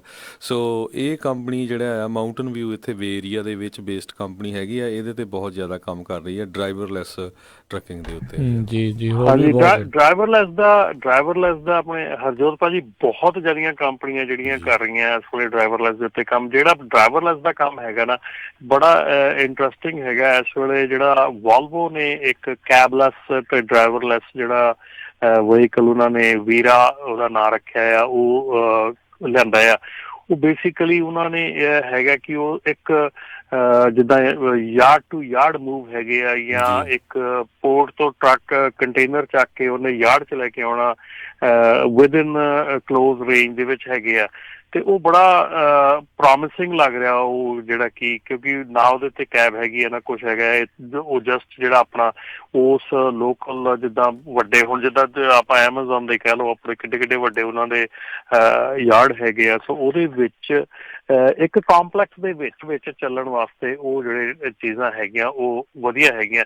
ਪਰ ਅਜੇ ਰੋਡ ਦੇ ਉੱਤੇ ਜੇ ਆਪਾਂ ਕਹੀਏ ਵੀ ਆਟੋਨਮਸ ਟਰੱਕ ਜਿਹੜਾ ਆ ਉਹ ਜਲਦੀ ਆ ਜਾਊਗਾ। ਮੇਰੇ ਖਿਆਲ ਆਪਾਂ ਨੂੰ ਆਟੋ ਪਾਇਲਟ ਦੇ ਉੱਤੇ ਆਪਣੇ ਜਹਾਜ਼ ਬਹੁਤ ਚਿਰ ਤੋਂ ਚੱਲਦੇ ਆ, ਪਰ ਅਜੇ ਤੱਕ ਉਹਨਾਂ ਨੇ ਪਾਇਲਟ ਗੈਟ ਰੈਡ ਨਹੀਂ ਕੀਤੇ ਜਹਾਜ਼ ਦੇ ਵਿੱਚੋਂ। ਸੋ ਟਰੱਕ ਡਰਾਈਵਰ ਕਿਤੇ ਗੈਟ ਰੈਡ ਨਹੀਂ ਹੋਣ ਲੱਗੇ। ਲੌਂਗ ਟਰਮ ਆ ਪ੍ਰੋਸੈਸ ਆ, ਆਊਗਾ ਪਰ ਲੌਂਗ ਟਰਮ ਹੈਗਾ। ਜਿਹੜੀ ਡਾਇਮੰਡ ਕੰਪਨੀ ਆ ਉਹ ਸਭ ਤੋਂ ਜ਼ਿਆਦਾ ਕਹਿੰਦੇ ਉਹਦੇ ਸਟੇਕ ਹੈਗੇ ਆ US ਰੋਬੋਟਿਕਸ ਫਰਮ ਦੇ ਵਿੱਚ। ਜੀ ਜੀ ਜੀ। ਅਗਲੀ ਜਿਹੜੀ ਆਪਾਂ ਗੱਲ ਕਰਦੇ ਉਸ ਤੋਂ ਪਹਿਲਾਂ ਇੱਕ ਕਾਲਰ ਆਪਣੇ ਨਾਲ ਜੁੜੇ ਨੇ, ਸਵਾਲ ਪੁੱਛਣਾ ਚਾਹੁੰਦੇ ਨੇ। ਅਮਿਤ ਜੀ, ਸਤਿ ਸ਼੍ਰੀ ਅਕਾਲ ਜੀ, ਸਵਾਗਤ ਹੈ। ਹਾਂਜੀ ਭਾਜੀ, ਸਤਿ ਸ਼੍ਰੀ ਅਕਾਲ ਸਾਰਿਆਂ ਨੂੰ ਜੀ। ਸਤਿ ਸ਼੍ਰੀ ਅਕਾਲ ਸਰ। ਮੇਰਾ ਸਵਾਲ ਹੈ ਰਮਨ ਜੀ ਵਾਸਤੇ। ਮੈਂ ਕੁਛ ਦੇਰ ਤੋਂ ਅਰਾਊਂਡ 3 ਸਾਲ ਪਹਿਲਾਂ ਮੇਰਾ CDL ਲਿੱਤਾ ਸੀ, ਤੇ ਅਰਾਊਂਡ 2 ਸਾਲ ਤੋਂ ਮੈਂ ਡਰਾਈਵ ਕਰ ਰਿਹਾ। ਤੇ ਮੈਂ ਹੁਣ ਆਪਣੇ ਬਿਜ਼ਨਸ ਵਿੱਚ ਜਾਣਾ ਚਾਹੁੰਦਾ, ਉਸ ਬਾਰੇ ਥੋੜ੍ਹੀ ਐਡਵਾਈਸ ਚਾਹੀਦੀ ਸੀ ਕਿ ਮੈਨੂੰ ਲੀਜ਼ ਕਰਨਾ ਚਾਹੀਦਾ ਟਰੱਕ ਖਰੀਦ ਕੇ ਕਿਸੇ ਕੰਪਨੀ ਨੂੰ, ਜਾਂ ਮੈਨੂੰ ਆਪਣੀ ਅਥਾਰਟੀ ਵੱਲ ਜਾਣਾ ਚਾਹੀਦਾ। ਕੀ ਪ੍ਰੋਜ਼ ਐਂਡ ਕੌਨਸ ਹੈ ਦੋਨਾਂ ਦੇ? ਬਿਲਕੁਲ ਜੀ, ਇਹਦੇ ਵਿੱਚ ਜਿਹੜਾ ਤੁਹਾਡੀ ਸਿਚੁਏਸ਼ਨ ਹੈਗੀ ਆ, ਠੀਕ ਹੈ, ਤੁਸੀਂ 3 ਸਾਲ ਤੋਂ ਲਾਇਸੈਂਸ ਲਿਆ ਹੋਇਆ, 2 ਸਾਲ ਤੋਂ ਤੁਸੀਂ ਚਲਾ ਰਹੇ ਹੈਗੇ ਆ। ਆਪਣੀ ਅਥਾਰਟੀ ਲੈਣ ਦੇ ਨਾਲ ਬਹੁਤ ਜਿਹੜੀਆਂ ਰਿਸਪੋਂਸਿਬਿਲਿਟੀਜ਼ ਆ, ਬਹੁਤ ਜਿਹੜੀਆਂ ਲਾਇਬਿਲਿਟੀਜ਼ ਆ, ਉਹ ਤੁਹਾਡੇ ਤੇ ਆਣ ਖੜਦੀਆਂ ਆ। ਤੁਹਾਨੂੰ ਇਹ ਦੇਖਣਾ ਪੈਣਾ ਕਿ ਤੁਸੀਂ ਇਸ ਵੇਲੇ ਜਿਹੜੀ ਮਾਰਕੀਟ ਹੈਗੀ ਆ, first of all figure out ਕਰਨਾ ਪੈਣਾ ਕਿ how you going to get the load ਕਿੱਦਾਂ ਮਿਲਣੇ ਆ, ਤੁਸੀਂ ਲੋਡ ਕਿੱਦਾਂ ਲੈਣੇ ਆ। ਜੇ ਤਾਂ ਤੁਸੀਂ ਲੋਡ ਬੋਰਡ ਦੇ ਉੱਤੇ ਡਿਪੈਂਡ ਕਰਨਾ ਚਾਹੁੰਦੇ ਆ ਤਾਂ ਇਸ ਵੇਲੇ ਮੇਰੀ ਸਲਾਹ ਹੋਊਗੀ ਨਾ, ਕਿਉਂਕਿ ਲੋਡ ਬੋਰਡ ਜਿਹੜਾ ਇਸ ਵੇਲੇ ਹੈਗਾ ਆ ਉਹ ਬਹੁਤ ਮਤਲਬ ਕਿ ਗਿਰਿਆ ਹੋਇਆ ਇਸ ਵੇਲੇ, ਜਿੱਦਾਂ ਕਿ ਜਿਹੜੇ ਰੇਟਸ ਹੈਗੇ ਆ ਬੜੇ ਗਿਰੇ ਹੋਏ ਆ। ਪਰ ਅਗੇਨ ਇਹ ਤੁਹਾਡੀ ਸਟ੍ਰੈਟਜੀ ਹੈਗੀ ਆ ਕਿ ਜਦੋਂ ਤੁਸੀਂ ਓਨਰ ਆਪਰੇਟਰ ਬਣਦੇ ਹੈਗੇ ਆ, ਆਪਣਾ ਟਰੱਕ ਆਪਣੀ ਅਥਾਰਟੀ ਲੈਣੇ ਹੈਗੇ ਆ, ਤੇ ਆਪਣੀ ਓਨਰ ਬਣਨ ਵਾਸਤੇ, ਅਥਾਰਟੀ ਲੈਣ ਵਾਸਤੇ ਤੁਹਾਡੇ ਉੱਤੇ ਜ਼ਿੰਮੇਵਾਰੀਆਂ, ਤੁਹਾਡੇ ਉੱਤੇ ਰਿਸਪੋਂਸਿਬਿਲਿਟੀਜ਼। ਓਨਰ ਆਪਰੇਟਰ ਬਹੁਤ ਵਾਰੀ ਆਪਣੇ ਜਿਹੜੇ ਦੋਸਤ ਮਿੱਤਰ ਹੈਗੇ ਆ, ਜਦੋਂ ਓਨਰ ਆਪਰੇਟਰ ਦੀ ਅਥਾਰਟੀ ਲੈਂਦੇ ਆ ਤੇ ਜਸਟ ਲਾਈਕ ਕਿ ਸੇਮ ਡਰਾਈਵਰ ਕਾਈਂਡ ਆਫ ਨੂੰ ਸਮਝਦੇ ਆ, ਪਰ ਉਹ ਇੱਕ ਸਿਰਫ ਡਰਾਈਵਰ ਨਹੀਂ ਹੁੰਦਾ। ਉਸ ਤੋਂ ਬਾਅਦ ਤੁਹਾਡੀਆਂ ਬਹੁਤ ਜ਼ਿਆਦੀਆਂ ਰਿਸਪੋਂਸਿਬਿਲਿਟੀਜ਼ ਵੱਧ ਜਾਂਦੀਆਂ, ਤੁਹਾਡੀ ਲਾਈਫ ਬਹੁਤ ਚੇਂਜ ਹੋ ਜਾਂਦੀ ਆ। ਸੋ ਮੇਰੇ ਖਿਆਲ ਦੇ ਵਿੱਚ ਓਨਰ ਆਪਰੇਟਰ ਦੀ ਅਥਾਰਟੀ ਲੈਣੀ ਕੋਈ ਮਾੜੀ ਗੱਲ ਨਹੀਂ, ਪਰ ਉਹਦੇ ਲਈ ਤੁਹਾਨੂੰ ਬਿਜ਼ਨਸ ਪਲਾਨ ਚਾਹੀਦਾ। ਬਿਜ਼ਨਸ ਪਲਾਨ ਚਾਹੀਦਾ ਕਿ ਤੁਸੀਂ ਐਕਚੁਅਲੀ, ਸਾਰਿਆਂ ਨਾਲੋਂ ਵੱਡੀ ਚੀਜ਼ ਇਹ ਹੈ ਕਿ ਤੁਸੀਂ ਪਹਿਲਾਂ ਇਹ ਸੋਚੋ ਕਿ ਲੋਡਸ ਤੁਸੀਂ ਕਿੱਦਾਂ ਲੈਣੇ ਹੈਗੇ ਆ। ਲੋਡਸ ਦਾ ਜਿਹੜਾ ਮੇਨ ਹੈਗਾ, ਕਿਉਂਕਿ ਜਿਹੜਾ ਰਾਜਕਰਨ ਪਹਿਲਾਂ ਜ਼ਿੰਦਗੀ ਦੇ ਵਿੱਚ ਜਿਹੜਾ ਓਨਰ ਆਪਰੇਟਰ ਦਾ ਜਿਹੜਾ ਮਤਲਬ ਕਿ ਮਾਡਲ ਹੁੰਦਾ ਸੀ ਨਾ, ਜਿਹੜਾ ਪਹਿਲਾਂ ਗੋਰਿਆਂ ਦੇ ਵਿੱਚ ਮਾਡਲ ਸੀਗਾ, ਅੱਜ ਵੀ ਉਹਨਾਂ ਦੇ ਵਿੱਚ ਮਾਡਲ ਕਈ ਇਹ ਚੱਲਦਾ ਹੈਗਾ ਕਿ ਜਿਹੜਾ ਓਨਰ ਆਪਰੇਟਰ ਸੀ ਉਹਨੂੰ ਸਿਰਫ ਟਰੱਕ ਦੇ ਨਾਲ ਗਿਣਿਆ ਜਾਂਦਾ ਸੀ, ਟ੍ਰੇਲਰ ਨਹੀਂ ਸੀ ਹੁੰਦਾ ਉਹਦੇ ਕੋਲ। ਟ੍ਰੇਲਰ ਉਹਦਾ ਆਪਣਾ ਨਹੀਂ ਸੀ, ਟ੍ਰੇਲਰ ਉਹ ਕੰਪਨੀ ਦਾ ਹੌਲ ਕਰਦਾ ਸੀਗਾ। ਸੋ ਉਹਦੇ ਚ ਕੀ ਹੋ ਜਾਂਦਾ ਸੀਗਾ ਕਿ ਜਿਹੜਾ ਬਾਬਟੇਲ ਹੈਗਾ, ਜਿਹੜਾ ਟਰੱਕ ਹੈ ਉਹਨੂੰ ਇੱਕ ਸੈੱਟ ਪ੍ਰਾਈਸ ਮਿਲਦੀ ਹੈ ਕੰਪਨੀ ਕੋਲੋਂ ਕਿ ਓਕੇ ਤੁਸੀਂ ਲੋਡਡ ਇੰਨੇ ਤੁਹਾਨੂੰ ਮੀਲ ਦੇ ਮਿਲਣੇ ਆ, ਅਨਲੋਡਡ ਇੰਨੇ ਮਿਲਣੇ, ਉਹਦੀ ਸੈੱਟ ਪ੍ਰਾਈਸ ਆ, ਠੀਕ ਹੈ। ਤੇ ਉਸ ਤੋਂ ਬਾਅਦ ਉਹਨੇ ਟ੍ਰੇਲਰ ਜਿਹੜਾ ਉਹਨਾਂ ਦਾ ਯੂਜ਼ ਟ੍ਰੇਲਰ ਉਹਨਾਂ ਦਾ ਹੁੱਕ ਐਂਡ ਡ੍ਰੌਪ ਕਰਨਾ। ਅੱਛਾ, ਉਹਦੇ ਵਿੱਚ ਕੀ ਹੁੰਦਾ ਸੀਗਾ ਕਿ ਲੋਡ ਨਾ ਤਾਂ ਉਹਨੂੰ ਲੋਡ ਦੇਖਣੇ ਪੈਂਦੇ ਆ ਕਿ ਕਿੱਥੋਂ ਲੈਣਾ, ਕਿੱਥੋਂ ਚੱਕਣਾ, ਕਿੱਥੇ ਜਾਣਾ, ਕੀ ਕਰਨਾ, ਨਾ ਹੀ ਉਹਨੂੰ ਉਹਦੇ ਬਾਰੇ ਦੇ ਵਿੱਚ ਕੋਈ ਚਿੰਤਾ ਹੁੰਦੀ ਹੈ ਕਿ ਮੇਰਾ ਟ੍ਰੇਲਰ ਹੈ, ਪਿੱਛੇ ਉਹਦੀ ਕੋਈ ਲਾਇਬਿਲਿਟੀ ਨਹੀਂ ਹੈਗੀ, ਉਹਦਾ ਕੋਈ ਵੀ ਲੋਡ ਦਾ ਕੋਈ ਪੰਗਾ ਨਹੀਂ, ਕਾਰਗੋ ਇੰਸ਼ੋਰੈਂਸ ਦੀ ਕੁਛ ਨਹੀਂ ਹੈਗੀ। ਸੋ ਉਹਨੇ ਆਪਣਾ ਫਿਰ ਜਿਹੜੀਆਂ ਕੰਪਨੀਆਂ ਵੱਡੀਆਂ ਉਹਨਾਂ ਦੇ ਟ੍ਰੇਲਰ ਹੁੰਦੇ ਆ, ਉਹਨਾਂ ਦਾ ਪੂਲ ਹੁੰਦਾ ਹੈ, ਤੁਸੀਂ ਕਿਤੇ ਇੱਕ ਟ੍ਰੇਲਰ ਚੱਕੋ, ਦੂਜੇ ਤਾਂ ਛੱਡ ਦਿਓ, ਤੇ ਦੂਜਾ ਚੱਕੋ, ਤੀਜੇ ਦਾ। ਹੁਣ ਜਦੋਂ ਆਪਣੇ ਕਮਿਊਨਿਟੀ ਦੇ ਵਿੱਚ ਇਹ ਹੋਇਆ ਕਿ ਨਹੀਂ ਯਾਰ ਟ੍ਰੇਲਰ ਆਪਣਾ ਚਾਹੀਦਾ, ਤੇ ਟ੍ਰੇਲਰ ਜਦੋਂ ਤੁਹਾਡਾ ਆਪਣਾ ਹੋ ਗਿਆ, ਤੁਹਾਡੇ ਕੋਲ ਉਹ ਇੱਕ ਪੂਲ ਦੇ ਵਿੱਚ ਬੈਠਣ ਦਾ, ਪੂਲ ਦਾ ਜਿਹੜਾ ਬੈਨੀਫਿਟ ਸੀਗਾ ਉਹ ਖਤਮ ਹੋ ਗਿਆ। ਹੁਣ ਤੁਸੀਂ ਸਿਰਫ ਤੇ ਸਿਰਫ ਤੁਸੀਂ ਆਪਣੇ ਟ੍ਰੇਲਰ ਦੇ ਵਿੱਚ ਹੀ ਲੋਡ ਚੱਕ ਸਕਦੇ ਆ, ਤੁਸੀਂ ਲਿਮਿਟਡ ਹੋ ਗਏ ਬਹੁਤ ਜ਼ਿਆਦਾ। ਜੇ ਹਰ ਇੱਕ ਦੇ ਦੇਖੋ ਪ੍ਰੋਜ਼ ਐਂਡ ਕੌਨਸ ਤਾਂ ਡੈਫੀਨੇਟਲੀ ਹੁੰਦੇ ਆ, ਬਹੁਤ ਸਾਰੇ ਇਦਾਂ ਹੀ ਜਿਹੜੇ ਸ਼ੁਰੂਆਤ ਕਰਦੇ। ਬਾਕੀ ਅਮਿਤ ਤੁਹਾਨੂੰ ਮੈਂ ਨਾ ਅਵਲ ਵਾਲਿਆਂ ਦਾ ਜ਼ਰੂਰ ਨੰਬਰ ਤੁਸੀਂ ਨੋਟ ਕਰ ਲਓ, ਉਹ ਤੁਹਾਨੂੰ ਡਿਸਪੈਚਿੰਗ ਕਿੱਦਾਂ ਕਰਨੀ ਆ, ਆਪਣੇ ਇੱਕ ਕਿੱਦਾਂ ਤੁਸੀਂ ਅੱਗੇ ਵੱਧ ਸਕਦੇ ਆ। ਸੋ ਕਾਫੀ ਉਸ ਦੇ ਬਾਰੇ ਉਹ ਤੁਹਾਨੂੰ ਜਿਹੜੀ ਉਹ ਐਜੂਕੇਸ਼ਨ ਜਿਹੜੀ ਉਹ ਦੇ ਸਕਦੇ ਆ। ਸੋ ਬਾਕੀ ਵੀ ਜੇ ਕੋਈ ਸੋਚ ਰਿਹਾ ਹੈਗਾ ਵੀ ਇਸ ਤਰੀਕੇ ਵੱਲ ਨੂੰ ਉਹ ਆਪਣੇ ਬਿਜ਼ਨਸ ਦੇ ਵਿੱਚ ਪੈਣਾ ਚਾਹੁੰਦਾ ਆ, ਤੇ ਐਟਲੀਸਟ ਹੈਵ ਪ੍ਰੋਪਰ ਨੌਲੇਜ, ਵੀ ਪਹਿਲਾਂ ਨੌਲੇਜ ਲੈ ਕੇ ਫਿਰ ਤੁਸੀਂ ਉਸ ਪਾਸੇ ਵੱਲ ਨੂੰ ਜਾਓ, ਤਾਂ ਜੋ ਜਿਹੜੀਆਂ ਰਿਸਪੌਂਸਿਬਿਲਿਟੀਜ਼ ਉਹ ਸਾਰੀਆਂ ਤੁਸੀਂ ਨਿਭਾ ਸਕਦੇ ਆ। ਉਹ ਕੋਰਸਿਸ ਕਾਫੀ ਕਰਦੇ ਨੇ। ਸੋ ਉਹਨਾਂ ਦਾ ਨੰਬਰ ਆ 9165734205 916 573 4205। ਸੋ ਤੁਸੀਂ ਇਹਨਾਂ ਨਾਲ ਸੰਪਰਕ ਕਰ ਲਓ, ਇਹ ਤੁਹਾਨੂੰ ਜਿਹੜਾ ਉਹ ਦੱਸ ਦੇਣਗੇ ਵੀ ਇਹ ਚੀਜ਼ ਦੇ ਵੱਲ ਨੂੰ ਜੇ ਤੁਸੀਂ ਵਧਣਾ ਚਾਹੁੰਦੇ ਆ, ਕਿਉਂਕਿ ਅਮਰੀਕਨ ਡ੍ਰੀਮ ਇਹੀ ਆ ਵੀ ਹਰ ਇੱਕ ਜਣਾ ਆਪੋ ਆਪਣੀ ਕੰਪਨੀ ਦਾ ਜਿਹੜਾ ਇੱਕ ਮਾਲਕ ਜਿਹੜਾ ਉਹ ਬਣੇ, ਤੇ ਹਰ ਇੱਕ ਨੂੰ ਸ਼ੁਭ ਛਾਵਾਂ ਆ। ਤੇ ਪਰ ਇਹ ਆ ਵੀ ਗੁੱਡ ਨੌਲੇਜ ਲੈ ਕੇ, ਵਧੀਆ ਨੌਲੇਜ ਲੈ ਕੇ ਤੁਸੀਂ ਉਸ ਪਾਸੇ ਵੱਲ ਨੂੰ ਜਿਹੜਾ ਡੈਫੀਨੇਟਲੀ ਵਧੋ, ਤਾਂ ਜੋ ਬਾਅਦ ਦੇ ਵਿੱਚ ਤੁਸੀਂ ਓਵਰਵੈਲਮ ਨਾ ਹੋ ਜਾਓ, ਯਾਰ ਆਹ ਵੀ ਕਰਨਾ, ਮੈਂ ਆਹ ਵੀ ਕਰਨਾ। ਐਟਲੀਸਟ ਤੁਹਾਨੂੰ ਪਤਾ ਹੋਵੇ ਵੀ ਕੀ ਕੀ ਜਿਹੜਾ ਉਹ ਤੁਸੀਂ ਟੇਕ ਕੇਅਰ ਕਰਨੀ ਹੈ। ਸੋ ਬਿਲਕੁਲ ਨਾਵਟਾ ਨੂੰ ਵੀ ਤੁਸੀਂ ਜੁਆਇਨ ਕਰ ਸਕਦੇ ਆ, ਤੇ ਕਿਉਂਕਿ ਫਿਰ ਸਾਰੀ ਡਿਟੇਲ ਇਨਫੋਰਮੇਸ਼ਨ ਮਿਲੂਗੀ। ਤੇ ਨਾਲ ਦੀ ਨਾਲ ਪੰਜਾਬੀ ਰੇਡੀਓ USA ਤੇ ਜਿਹੜਾ ਟਰੱਕਿੰਗ ਦਾ ਪ੍ਰੋਗਰਾਮ ਹੁੰਦਾ ਉਹਨੂੰ ਜ਼ਰੂਰ ਥਰਸਡੇ ਨੂੰ ਸੁਣਿਆ ਕਰੋ, ਤਾਂ ਤੁਹਾਨੂੰ ਕੋਈ ਨਾ ਕੋਈ ਜ਼ਰੂਰ ਨਵੀਂ ਗੱਲ ਜਾਂ ਨੌਲੇਜ ਵਾਲੀ ਗੱਲ ਟਰੱਕਿੰਗ ਨਾਲ ਰਿਲੇਟਡ ਉਹ ਆਪਾਂ ਦੱਸਦੇ ਰਹਾਂਗੇ ਜੀ। ਥੈਂਕ ਯੂ ਅਮਿਤ ਜੀ, ਬਹੁਤ ਮਿਹਰਬਾਨੀ ਜੀ, ਬਹੁਤ ਮਿਹਰਬਾਨੀ, ਥੈਂਕ ਯੂ ਜੀ। ਸੋ ਤੇ ਇੱਕ ਹੁਣ ਰਮਨ ਜੀ ਤੇ ਹਰਜੋਤ ਜੀ ਬ੍ਰੇਕ ਦਾ ਵੀ ਵੇਲਾ ਹੋ ਚੁੱਕਾ ਹੈ। ਸੋ ਬ੍ਰੇਕ ਲੈ ਕੇ ਆਪਾਂ ਵਾਪਸ ਆਉਂਦੇ ਹਾਂ, ਤੇ ਕੁਝ ਕੁ ਜਿਹੜੀਆਂ ਹੋਰ ਗੱਲਾਂ ਨੇ ਆਪਾਂ ਉਹ ਵੀ ਇੱਦਾਂ ਹੀ ਜਿਹੜੀਆਂ ਟਰੱਕਿੰਗ ਦੇ ਨਾਲ ਸੰਬੰਧਿਤ ਹੋਰ ਖਬਰਾਂ, ਹੋਰ ਗੱਲਾਂ ਜਿਹੜੀਆਂ ਉਹ ਕਰਾਂਗੇ। ਸੋ ਮਿਲਦੇ ਹਾਂ ਇੱਕ ਬ੍ਰੇਕ ਤੋਂ ਬਾਅਦ ਜੀ।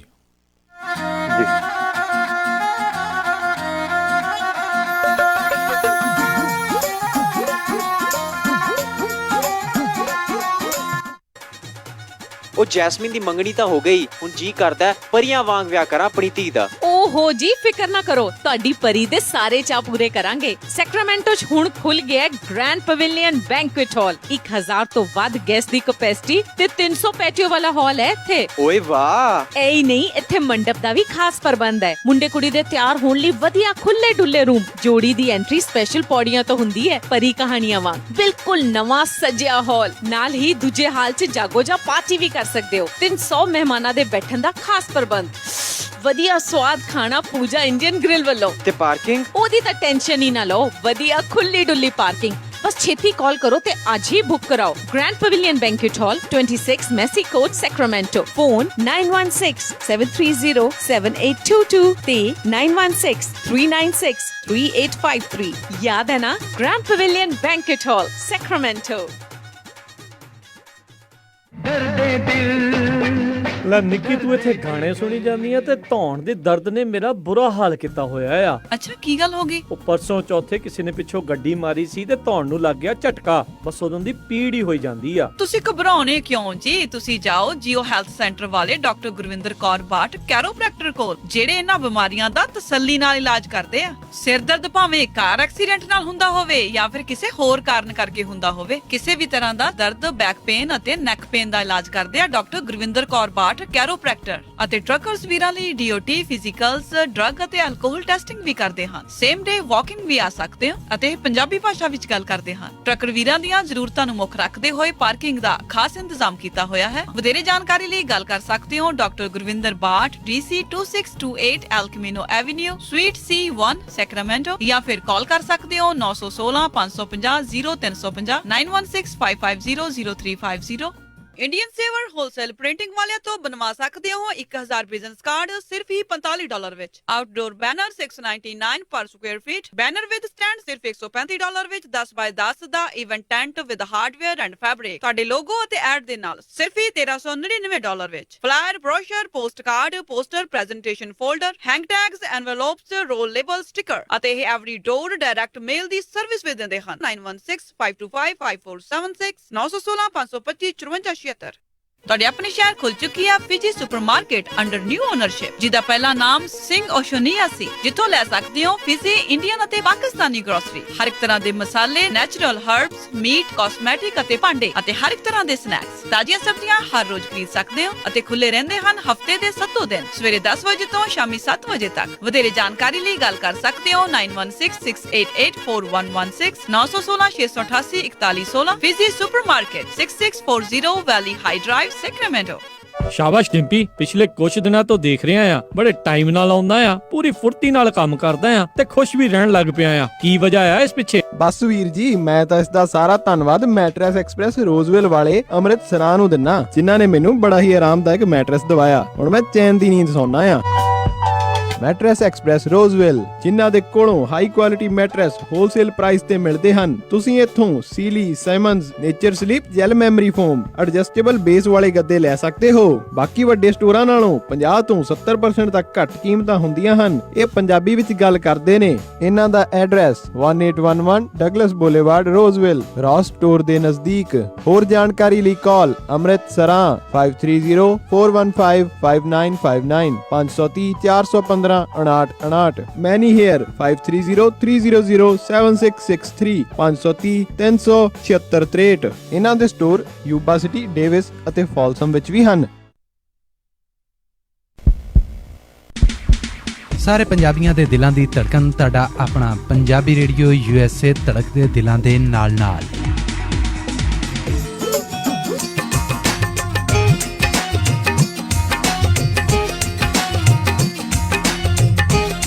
ਪੰਜਾਬੀ ਰੇਡੀਓ USA ਸੁਣ ਰਹੇ ਸਾਰੇ ਸਰੋਤਿਆਂ ਨੂੰ ਇੱਕ ਵਾਰੀ ਫੇਰ ਜੀ ਆਇਆਂ ਨੂੰ। ਸਭ ਦਾ ਸਵਾਗਤ ਹੈ। ਸਰੋਤੇ ਪ੍ਰੋਗਰਾਮ ਚੱਲ ਰਿਹਾ ਜੀ update America tracking special. Harjot Singh ji, ਜੀ ਆਇਆਂ ਨੂੰ, ਸਵਾਗਤ ਹੈ ਜੀ। ਧੰਨਵਾਦ ਜੀ ਸਾਰੇ ਸਰੋਤਿਆਂ ਨੂੰ ਇੱਕ ਵਾਰੀ ਫੇਰ ਜੀ ਆਇਆਂ ਨੂੰ ਤੇ ਪਿਆਰ ਭਰੀ ਸਤਿ ਸ਼੍ਰੀ ਅਕਾਲ। ਰਮਨ ਢਿੱਲੋਂ ਜੀ, ਜੀ ਆਇਆਂ ਨੂੰ, ਸਵਾਗਤ ਹੈ। ਸਤਿ ਸ਼੍ਰੀ ਅਕਾਲ।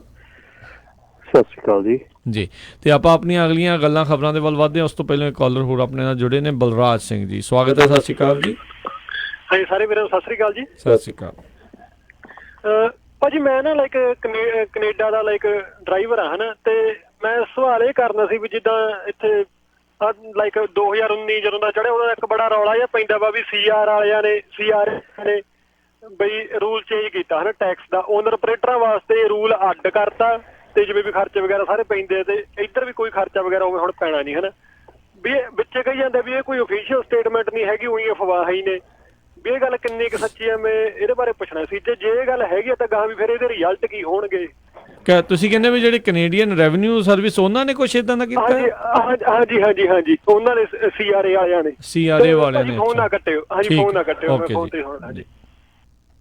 ਰਮਨ ਜੀ, ਹੈ ਕੋਈ ਇਸ ਦੇ ਬਾਰੇ ਨੌਲੇਜ ਵੀ ਉਹਨਾਂ ਨੇ ਕੋਈ ਇਦਾਂ ਓਨਰ ਆਪਰੇਟਰ ਤੇ ਦੂਜਿਆਂ ਵਾਸਤੇ ਟੈਕਸ ਦਾ ਕੁਝ ਤਬਦੀਲੀਆਂ ਕੀਤੀਆਂ?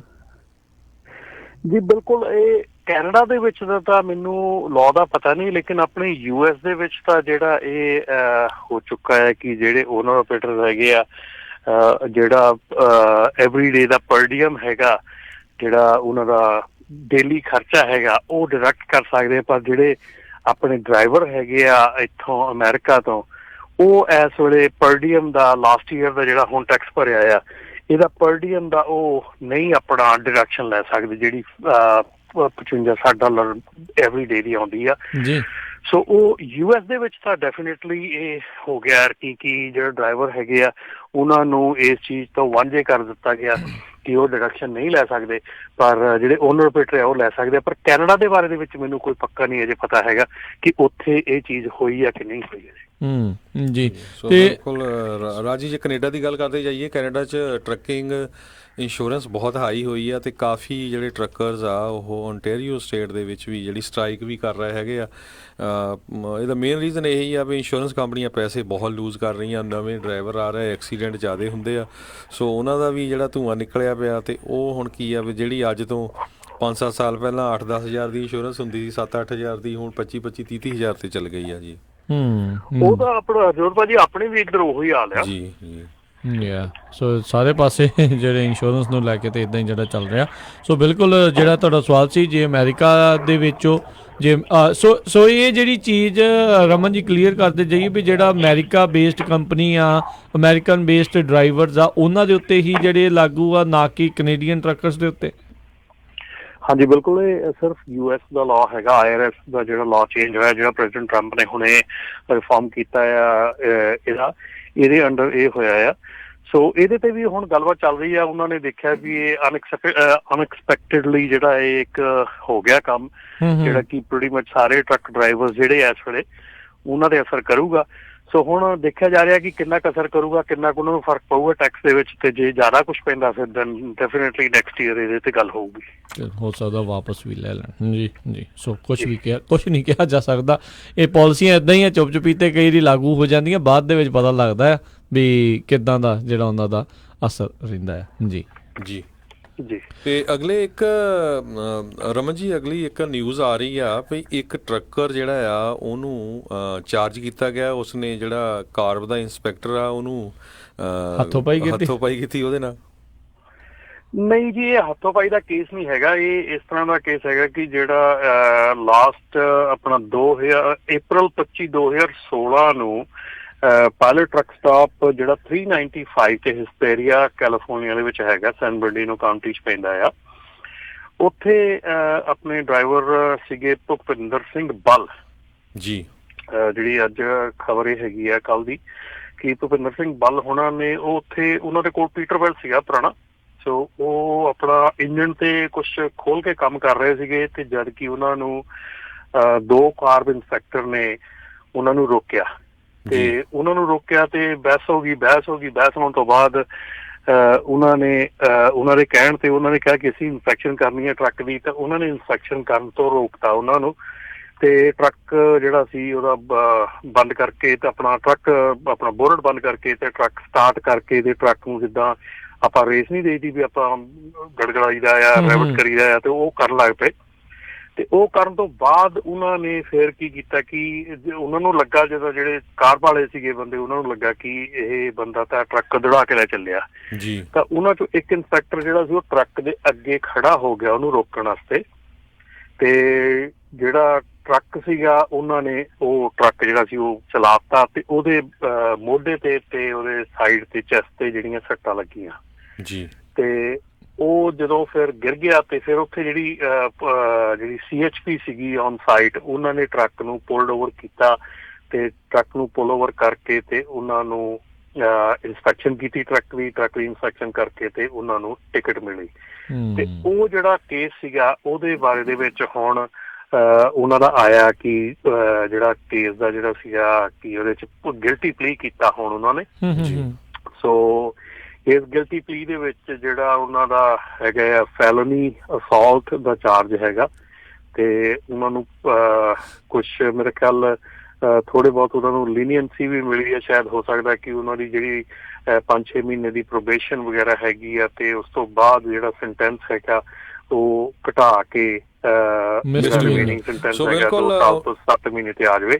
ਪਰ ਇਹਦੇ ਵਿੱਚ ਗੱਲ ਇਹੋ ਹੀ ਆ ਜੀ, ਸਾਰੀ ਇਹਦਾ ਸਿੱਟਾ ਇਹੋ ਹੀ ਆ ਕਿ ਜੇ ਤੁਸੀਂ ਲਾਅ ਐਨਫੋਰਸਮੈਂਟ ਦੇ ਨਾਲ ਤੁਹਾਡਾ ਕਿਤੇ ਨਾ ਕਿਤੇ ਵਾਹ-ਵਾਸਾ ਪੈ ਜਾਂਦਾ ਆ, ਕੋਈ ਗੱਲ ਨਹੀਂ, ਕੁਛ ਵੱਡੀ ਗੱਲ ਨਹੀਂ। ਜੇ ਤੁਸੀਂ ਗਲਤ ਹੈਗੇ ਆ, ਤੁਹਾਨੂੰ ਰੋਕਿਆ ਆ, ਤੁਸੀਂ ਗਲਤ ਹੈਗੇ ਆ, ਤਾਂ ਉਹਦੇ ਚ ਗਲਤੀ ਮੰਨਣ ਦੇ ਵਿੱਚ ਕੋਈ ਏਡਾ ਹਰਜ ਨਹੀਂ ਹੈਗਾ। ਜੇ ਆਪਾਂ ਗਲਤ ਹੈਗੇ ਆ, ਲਾਅ ਐਨਫੋਰਸਮੈਂਟ ਦੇ ਨਾਲ ਕਦੀ ਵੀ ਪੰਗਾ ਨਾ ਲਓ, ਕਦੀ ਵੀ। ਠੀਕ ਆ, ਤੁਸੀਂ ਸਹੀ ਵੀ ਹੋ ਸਕਦੇ ਆ, ਮੈਂ ਇਹ ਨਹੀਂ ਕਹਿੰਦਾ ਵੀ ਤੁਸੀਂ ਹਮੇਸ਼ਾ ਗਲਤ ਹੀ ਆ, ਤੁਸੀਂ ਸਹੀ ਵੀ ਹੋ ਸਕਦੇ ਆ, ਪਰ ਜੇ ਤੁਸੀਂ ਸਹੀ ਵੀ ਆ ਤੇ ਏਦਾਂ ਫਾਈਟ ਕਰਨ ਦਾ, ਏਦਾਂ ਟਰੱਕ ਉੱਤੇ ਚੜਾਉਣ ਦਾ, ਮੰਨ ਲਓ ਬੰਦਾ ਅੱਗੇ ਗਿਰ ਜਾਂਦਾ, ਟਰੱਕ ਉੱਤੇ ਚੜ ਜਾਂਦਾ, ਡੈਥ ਹੋ ਜਾਂਦੀ, ਕੁਛ ਹੋ ਜਾਂਦਾ, ਆਈ ਮੀਨ ਕਿੱਥੋਂ ਤੱਕ ਇਹ ਗੱਲ ਜਾ ਸਕਦੀ ਸੀ। ਬੱਚਿਆਂ ਬਾਰੇ ਸੋਚੋ, ਆਪਣੀ ਫੈਮਿਲੀ ਬਾਰੇ ਸੋਚੋ। ਇਹ ਚੀਜ਼ ਜਿਹੜੀ ਆ ਗੁੱਸਾ ਕਰਕੇ ਇੱਕਦਮ ਏਦਾਂ ਕਰਨਾ ਕੋਈ ਮਤਲਬ ਕਿ ਠੀਕ ਗੱਲ ਨਹੀਂ ਹੈਗੀ। ਧਿਆਨ ਰੱਖਣਾ ਚਾਹੀਦਾ ਹੈ। ਸੋ ਕਈ ਵਾਰੀ ਬੰਦਾ ਕਾਹਲੀ ਗੱਲ ਇਹ ਆ ਨਾ, ਜਦੋਂ ਬੰਦਾ ਬੁਖਲਾਹਟ ਦੇ ਵਿੱਚ ਹੁੰਦਾ ਉਦੋਂ ਕਈ ਵਾਰੀ ਗਲਤ ਕਦਮ ਇੱਦਾਂ ਦਾ ਜਿਹੜਾ ਉਹ ਚੱਕਿਆ ਵੀ ਜਾਂਦਾ ਆ। ਸੋ ਹਮੇਸ਼ਾ ਤਾਂ ਹੀ ਉਹ ਕਹਿੰਦੇ ਆ ਵੀ ਕਾਮ ਰਿਹਾ ਕਰੋ, ਵੀ ਗੁੱਸੇ 'ਚ ਜਿਹੜਾ ਉਹ ਨਾ ਹੀ ਆਵੇ ਤਾਂ ਬੰਦਾ ਚੰਗੀ ਗੱਲ ਆ। ਸੋ 2008 ਤੋਂ ਜਦੋਂ ਤੋਂ ਕਾਰਬ ਨੇ ਇਹ ਕੀਤਾ ਆ, ਕਹਿੰਦੇ ਉਦੋਂ ਤੋਂ ਟਰੱਕਾਂ ਦਾ ਧੂੰਆਂ ਤਾਂ ਭਾਵੇਂ ਕੱਢਿਆ, ਪਰ ਟਰੱਕਰਸ ਦਾ ਧੂੰਆਂ ਜਿਹੜਾ ਇਹਨਾਂ ਨੇ ਜ਼ਿਆਦਾ ਕੱਢਿਆ ਹੋਇਆ ਹੈ ਉਹਨਾਂ ਦਾ। ਭਾਵੇਂ ਮੈਂ ਕੱਲ ਇੱਥੇ ਕਾਰਬ ਨੂੰ ਮਿਲਿਆ ਵੀ ਸੀਗਾ ਇੱਥੇ ਲੌਂਗ ਬੀਚ 'ਚ, ਤੇ ਉਹਨਾਂ ਨੇ ਚੈੱਕ ਪ੍ਰੈਜ਼ੈਂਟ ਕੀਤਾ ਆ ਵੋਲਵੋ ਵਾਲਿਆਂ ਨੂੰ, ਤੇ ਅਬਾਊਟ 42 ਮਿਲੀਅਨ ਦਾ ਟੂ ਰਨ ਅ ਪ੍ਰੋਗਰਾਮ ਇੱਥੇ ਇੱਥੇ ਆਪਣੇ LA ਏਰੀਏ ਦੇ ਵਿੱਚ, ਜਿਹੜੇ ਲਾਈਟ ਇਲੈਕਟ੍ਰਿਕ ਟਰੱਕ ਹੈ ਉਹਨਾਂ ਵਾਸਤੇ। ਪਰ ਉੱਥੇ ਫਿਰ ਉਹਨਾਂ ਨੇ ਇਹ ਵੀ ਗੱਲ ਨਾਲ ਹੀ ਕਹਿ ਦਿੱਤੀ ਵੀ ਬਹੁਤੇ ਲੋਕੀ ਸਾਨੂੰ ਲਾਈਕ ਨਹੀਂ ਕਰਦੇ ਜਦੋਂ ਅਸੀਂ ਕਿਸੇ ਨੂੰ ਦੱਸ ਦਿੰਦੇ ਹਾਂ ਵੀ ਅਸੀਂ ਕਾਰ 'ਚ ਗੱਲ ਕਰਦੇ ਹਾਂ। ਈਵਨ ਆਪਣੇ ਉੱਥੇ ਪੰਜਾਬੀ ਵੀ ਸੀਗੇ ਵਿੱਚ ਉਹਨਾਂ ਦੇ ਕਾਰ ਦੇ ਜਿਹੜੇ ਆ ਇੰਪਲੋਈ ਸੀਗੇ, ਤੇ ਉਹ ਕਹਿੰਦੇ ਵੀ ਅਸੀਂ ਜੇ ਆਪਣੇ ਰਿਸ਼ਤੇਦਾਰਾਂ 'ਚ ਵੀ ਕਿਸੇ ਨੂੰ ਦੱਸ ਦਈਏ ਵੀ ਅਸੀਂ ਕਾਰ 'ਚ ਕੰਮ ਕਰਦੇ ਹਾਂ ਤੇ ਛੇਤੀ ਕਿਤੇ ਸਾਨੂੰ ਚੰਗੀ ਤਰ੍ਹਾਂ ਬੁਲਾਇਆ ਨਹੀਂ ਜਾਂਦਾ। ਪੰਜਾਬ ਪੁਲਿਸ ਵਾਲਾ ਕੰਮ ਹੋਇਆ, ਧੂਆ ਹੀ ਬਹੁਤ ਕੱਢਿਆ।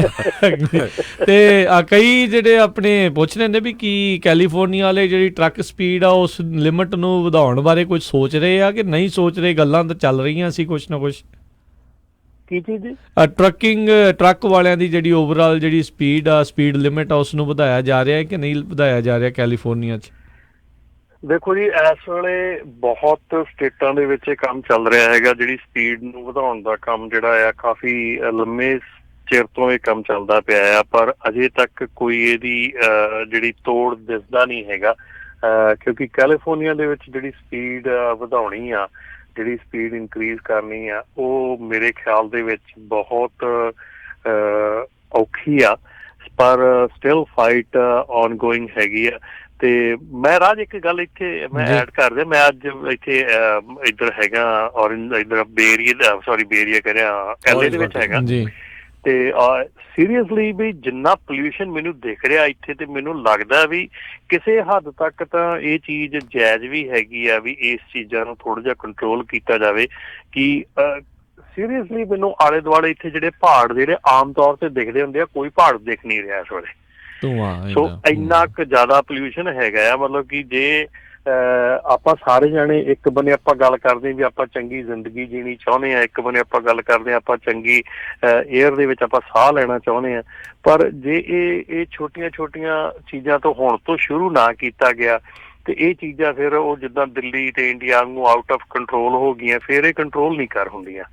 ਸੋ ਥੋੜਾ ਜਿਹਾ ਸਾਰੇ ਜਾਣੇ ਇਸ ਬਾਰੇ ਚ ਜ਼ਰੂਰ ਕੌੜਾ ਘੁੱਟ ਕਿਤੇ ਨਾ ਕਿਤੇ ਜਿਹੜੇ ਉਹ ਭਰਨੇ ਪੈਣੇ ਆ। ਸੋ ਇਹ ਗੱਲ ਕਰਨਾ ਪੈਣਾ ਆ। ਜੇ ਹੁਣ ਆਪਾਂ ਇੰਡੀਆ ਲੁਧਿਆਣਾ ਉੱਥੇ ਦੇਖਦੇ ਆ, ਉਹਦੇ ਵਿੱਚ ਦੇਖੋ ਕਿੰਨਾ ਬੁਰਾ ਹਾਲ ਆ, ਲੰਘ ਨਹੀਂ ਹੁੰਦਾ ਉੱਥੋਂ ਦੀ। ਇੱਕ ਵਾਰੀ ਤੁਸੀਂ ਲੰਘ ਜਾਓ ਤੇ ਤੁਹਾਨੂੰ ਜਿਹੜਾ ਆ ਤੁਹਾਡੀ ਸਾਰਾ ਬੋਡੀ ਜਿਹੜੀ ਆ ਉਹ ਬੁਰਾ ਹਾਲ ਹੋ ਜਾਂਦਾ। ਸੋ ਬਿਲਕੁਲ ਇਹ ਜ਼ਰੂਰੀ ਆ, ਇਹ ਥੋੜੀ ਜਿਹੀ ਚੇਂਜਸ ਜਿਹੜੀਆਂ ਜ਼ਰੂਰੀ ਆ, ਆਪਣੀ ਲਾਈਫ ਸਟਾਈਲ ਬਦਲਣੀ ਪੈਣੀ ਹੈ। ਸੋ ਬਿਲਕੁਲ ਸਾਡਾ ਸਮਾਂ ਵੀ ਸਮਾਪਤ ਹੋਣ ਵਾਲਾ। ਤੇ ਰਮਨ ਜੀ, ਪਿਛਲੇ ਵੀਕ ਇੱਕ ਸਾਡੇ ਸਰੋਤੇ ਦੀ ਕਾਲ ਆਈ ਸੀ ਵੀ ਮੈਂ ਜੀ ਟਰੱਕ ਚਲਾਉਣ ਲੱਗਾ 1099 ਤੇ ਜਾਵਾਂ ਜਾਂ WG2 ਤੇ, ਤੇ ਮੈਂ ਕਿਹਾ ਵੀ ਤੈਨੂੰ ਤਾਂ WG2 ਤੇ ਜਾਣਾ ਚਾਹੀਦਾ। ਕਹਿੰਦਾ ਨਾਲ ਦੇ ਤਾਂ ਸਾਰੇ 1099 ਤੇ ਆ। ਮੈਂ ਕਿਹਾ ਵੀ ਪਹਿਲਾਂ ਤਾਂ ਆਪਣੇ ਟੈਕਸ ਵਾਲੇ ਨਾਲ ਗੱਲ ਕਰ। ਤੇ ਹੁਣ ਅੱਜ ਇੱਕ ਖਬਰ ਆਈ ਆ ਵੀ LA ਪੋਰਟ ਦੇ ਜਿਹੜੇ ਡਰਾਈਵਰ ਸੀ 10, ਉਹਨਾਂ ਨੇ ਇੱਕ ਕੰਪਨੀ ਨੂੰ ਸੂਹ ਕੀਤਾ ਸੀ, ਤੇ ਹੁਣ ਜਿਹੜਾ ਜੱਜ ਆ ਉਹਨੂੰ ਅਵਾਰਡ ਕਰ ਦਿੱਤਾ ਵੀ ਨਹੀਂ, ਉਹ ਇੰਡੀਪੈਂਡੈਂਟ ਆਪਰੇਟਰ ਨਹੀਂ ਸੀ, ਉਹ EMPLOYEE ਸੀਗੇ, ਤੇ 12 ਲੱਖ ਦਾ ਅਵਾਰਡ ਕੀਤਾ ਹੈਗਾ ਆ। ਬਿਲਕੁਲ ਜੀ, ਇਹ ਜਿਹੜੀ NFI ਇੰਡਸਟਰੀਜ਼ ਕੰਪਨੀ ਹੈਗੀ ਹੈ, ਪੇਰੈਂਟ ਕੰਪਨੀ ਹੈਗੀ, ਇਹਦੀ ਹੀ ਓਨ ਕੀਤੀ ਅੱਗੇ ਕੰਪਨੀ ਸੀਗੀ, ਤੇ ਇਹਦੇ ਵਿੱਚ ਜਿਹੜੀ K&R ਟਰਾਂਸਪੋਰਟੇਸ਼ਨ ਸੀਗੀ। ਸੋ ਉਹਦੇ ਵਿੱਚ ਜਿਹੜੀਆਂ ਸੀਗੀਆਂ ਕਿ ਉਹਨਾਂ ਨੂੰ ਦੱਸਿਆ ਜਾਂਦਾ ਵੀ ਓਕੇ ਤੁਸੀਂ ਓਨਰ ਆਪਰੇਟਰ ਆ, ਉਹਨਾਂ ਨੂੰ ਐਜ਼ ਅ ਓਨਰ ਆਪਰੇਟਰ ਰੱਖ ਕੇ ਉਹਨਾਂ ਨੂੰ EMPLOYEE ਦੀ ਤਰ੍ਹਾਂ ਕੰਮ ਕਰਾਇਆ ਜਾਂਦਾ ਹੈ। ਸੋ ਅਨਪੇਡ ਵੇਜਸ ਸੀਗੀਆਂ, ਉਹਦੇ ਵਿੱਚ ਅਨਲਾਫੁਲ ਡਿਡਕਸ਼ਨ ਸੀਗੀਆਂ ਕਿ ਤੁਹਾਡਾ ਆ ਵੀ ਤੁਹਾਡੇ ਚੈੱਕ ਚੋਂ ਕੱਟਿਆ ਜਾਣਾ ਆ, ਤੁਹਾਡਾ ਤੇਲ ਵੀ ਕੱਟਿਆ ਜਾਣਾ, ਫਲਾਨਾ ਚੀਜ਼ ਵੀ ਕੱਟੀ ਜਾਣੀ, ਉਹ ਅਨਲਾਫੁਲ ਡਿਡਕਸ਼ਨ। ਸੋ ਇਹ ਚੀਜ਼ਾਂ ਸਾਰੀਆਂ ਜਿਹੜੀਆਂ ਨਾ ਇਹ ਸੋਚਣ ਵਾਲੀਆਂ ਵੀ ਕਿਹੜੀ ਚੀਜ਼ ਤੁਹਾਡੇ ਚੈੱਕ ਚੋਂ ਡਿਡਕਟ ਕੀਤੀ ਜਾ ਸਕਦੀ ਹੈ, ਕਿਹੜੀ ਚੀਜ਼ ਤੁਹਾਡੇ ਚੈੱਕ ਚੋਂ ਨਹੀਂ ਡਿਡਕਟ ਕੀਤੀ ਜਾ ਸਕਦੀ। ਐਕਸਪੈਂਸਿਸ ਜਿਹੜੇ ਅਸੀਂ ਡਿਡਕਟ ਕੀਤੇ ਸੀਗੇ, ਮੀਲ ਪੀਰੀਅਡ ਸੀਗਾ ਉਹ ਡਿਡਕਸ਼ਨਾਂ ਕੀਤੀਆਂ ਸੀਗੀਆਂ, ਰੈਸਟ ਪੀਰੀਅਡ ਸੀਗਾ, ਓਵਰ ਟਾਈਮ ਸੀਗਾ। ਸੋ ਕਈ ਚੀਜ਼ਾਂ ਸੀਗੀਆਂ ਜਿਹੜੀਆਂ ਰਲਾ ਮਿਲਾ ਕੇ ਉਹ ਜਿਹੜਾ ਲਾਅਸੂਟ ਸੀਗਾ ਉਹ ਹੋਇਆ ਸੀਗਾ।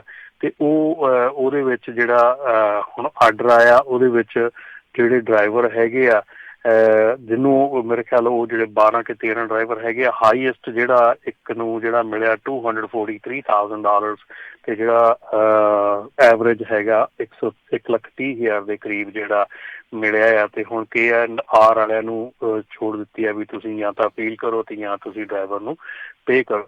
ਸੋ ਇਹਦੇ ਵਿੱਚ ਇਹ ਜਿਹੜੀ ਕਹਾਣੀ ਹੈਗੀ ਆ, ਆਪਾਂ ਅੱਜ ਦੀ ਤਰੀਕ ਦੇ ਵਿੱਚ ਇੱਕ ਚੀਜ਼ ਆਪਾਂ ਜਦੋਂ W2 ਤੇ 1099 ਦਾ ਨਾ ਸਾਰਿਆਂ ਨਾਲੋਂ ਵੱਡਾ ਫਾਇਦਾ ਨੁਕਸਾਨ ਪੁੱਛਦੇ ਆ ਸਾਰੇ ਜਣੇ। ਜੇ ਤੁਸੀਂ W2 ਲੈਂਦੇ ਆ ਤੇ W2 ਲੈਣ ਦਾ ਸਾਰਿਆਂ ਨਾਲੋਂ ਵੱਡਾ ਫਾਇਦਾ ਇਹ ਹੈ ਕਿ ਤੁਹਾਡਾ ਅੱਧਾ ਟੈਕਸ ਤੁਹਾਡੀ ਕੰਪਨੀ ਦਿੰਦੀ ਆ ਜੀ, ਠੀਕ ਹੈ ਜੀ। ਤੇ ਜਦੋਂ ਤੁਸੀਂ 1099 ਲੈਂਦੇ ਆ ਤੁਸੀਂ ਸਾਰਾ ਟੈਕਸ ਆਪ ਦਿੰਦੇ ਆ। ਸੋ ਮੈਨੂੰ ਤਾਂ ਹੋਰ ਮਤਲਬ ਇਸ ਤੋਂ ਗਾਂਹ ਹੋਰ ਐਕਸਪਲੇਨ ਕਰਨ ਦੀ ਤਾਂ ਕੋਈ ਲੋੜ ਨਹੀਂ ਹੋਣੀ ਚਾਹੀਦੀ। ਤੇ ਜੇ ਤੁਸੀਂ W2 ਲੈਂਦੇ ਆ, ਤੁਹਾਡੀ ਪੈਨਸ਼ਨ ਪਲਾਨ ਆ, ਤੁਹਾਡੇ ਟੈਕਸ ਜਾਂਦੇ ਆ, ਤੁਹਾਡੀ ਗਾਂਹ ਤੁਹਾਡੇ ਰੱਬ ਨਾ ਕਰੇ ਕੋਈ ਗੱਲ ਹੋ ਜਾਵੇ, ਤੁਹਾਡੀ ਅਨਐਮਪਲੋਇਮੈਂਟ ਹੈਗੀ ਆ, ਤੁਹਾਡੀ ਵਰਕਰਸ ਕਾਂਪ ਹੈਗੀ ਆ, ਤੁਹਾਡਾ ਮੈਡੀਕਲ ਹੈਗਾ, ਹਰ ਚੀਜ਼ ਦਾ ਬੈਨੀਫਿਟ ਹੈਗਾ ਆ। ਅਸੀਂ ਸੋਚਦੇ ਹਾਂ, ਅਸੀਂ ਹੁਣ ਕਰਦੇ ਹਾਂ ਇਹ ਚੀਜ਼ਾਂ ਕਿ ਅਸੀਂ ਓਨਰ ਆਪਰੇਟਰ ਐਜ਼ 1099 ਲੈ ਕੇ, ਓਨਰ ਆਪਰੇਟਰ ਹੁੰਦੇ ਨਹੀਂ, ਡਰਾਈਵ ਕਰਦੇ ਹਾਂ 1099 ਲੈ ਕੇ, ਅਸੀਂ ਸੋਚਦੇ ਹਾਂ ਕਿ ਅਸੀਂ ਪੈਸੇ ਵੱਧ ਬਚਾ ਲਏ, ਪਰ ਪੈਸੇ ਐਕਚੁਅਲ ਦੇ ਵਿੱਚ ਸਾਡਾ ਜ਼ਿਆਦਾ ਨੁਕਸਾਨ ਹੈ 1099 ਲੈ ਕੇ। ਸੋ ਉਹਦੇ ਵਿੱਚ ਨਾ ਤਾਂ ਸਾਡੀ ਕੋਈ ਕਵਰੇਜ ਆ, ਨਾ ਸਾਨੂੰ ਕੋਈ ਬੈਨੀਫਿਟ ਆ। ਫਿਰ ਅਸੀਂ ਕੀ ਕਰਦੇ ਹਾਂ ਕਿ ਘੱਟ ਤੋਂ ਘੱਟ ਵੱਧ ਤੋਂ ਵੱਧ ਖਰਚੇ ਨਜਾਇਜ਼ ਖਰਚੇ ਸ਼ੋਅ ਕਰਕੇ ਤੇ ਅਸੀਂ ਘੱਟ ਤੋਂ ਘੱਟ ਟੈਕਸ ਭਰਦੇ ਹਾਂ। ਫਿਰ ਉਸ ਤੋਂ ਬਾਅਦ ਅਸੀਂ ਟਰਾਈ ਕਰਦੇ ਹਾਂ ਕਿ ਅਸੀਂ ਆਪਣੇ ਮੈਡੀਕਲ ਬੈਨੀਫਿਟਸ ਲੈਂਦੇ ਹਾਂ।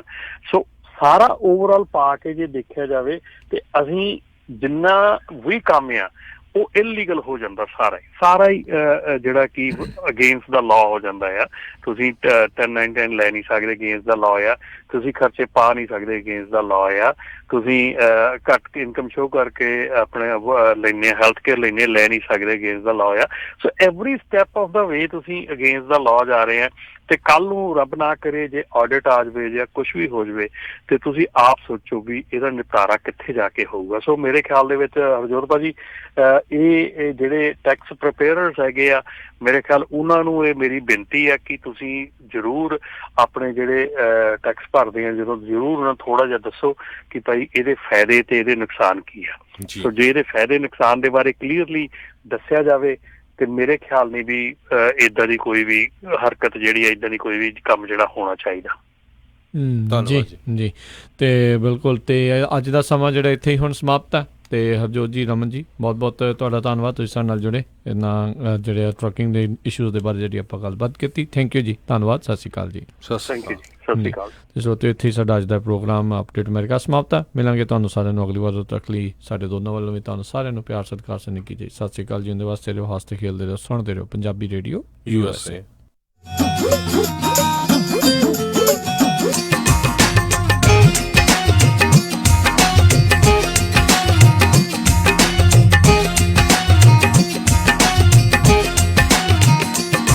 ਸੁਣ ਰਹੇ ਹੋ Punjabi radio USA, KOBO Yuba City 1450 AM, KIID Sacramento 1470 AM, KWRU Fresno 1300 AM, KLHC Bakersfield 1350 AM।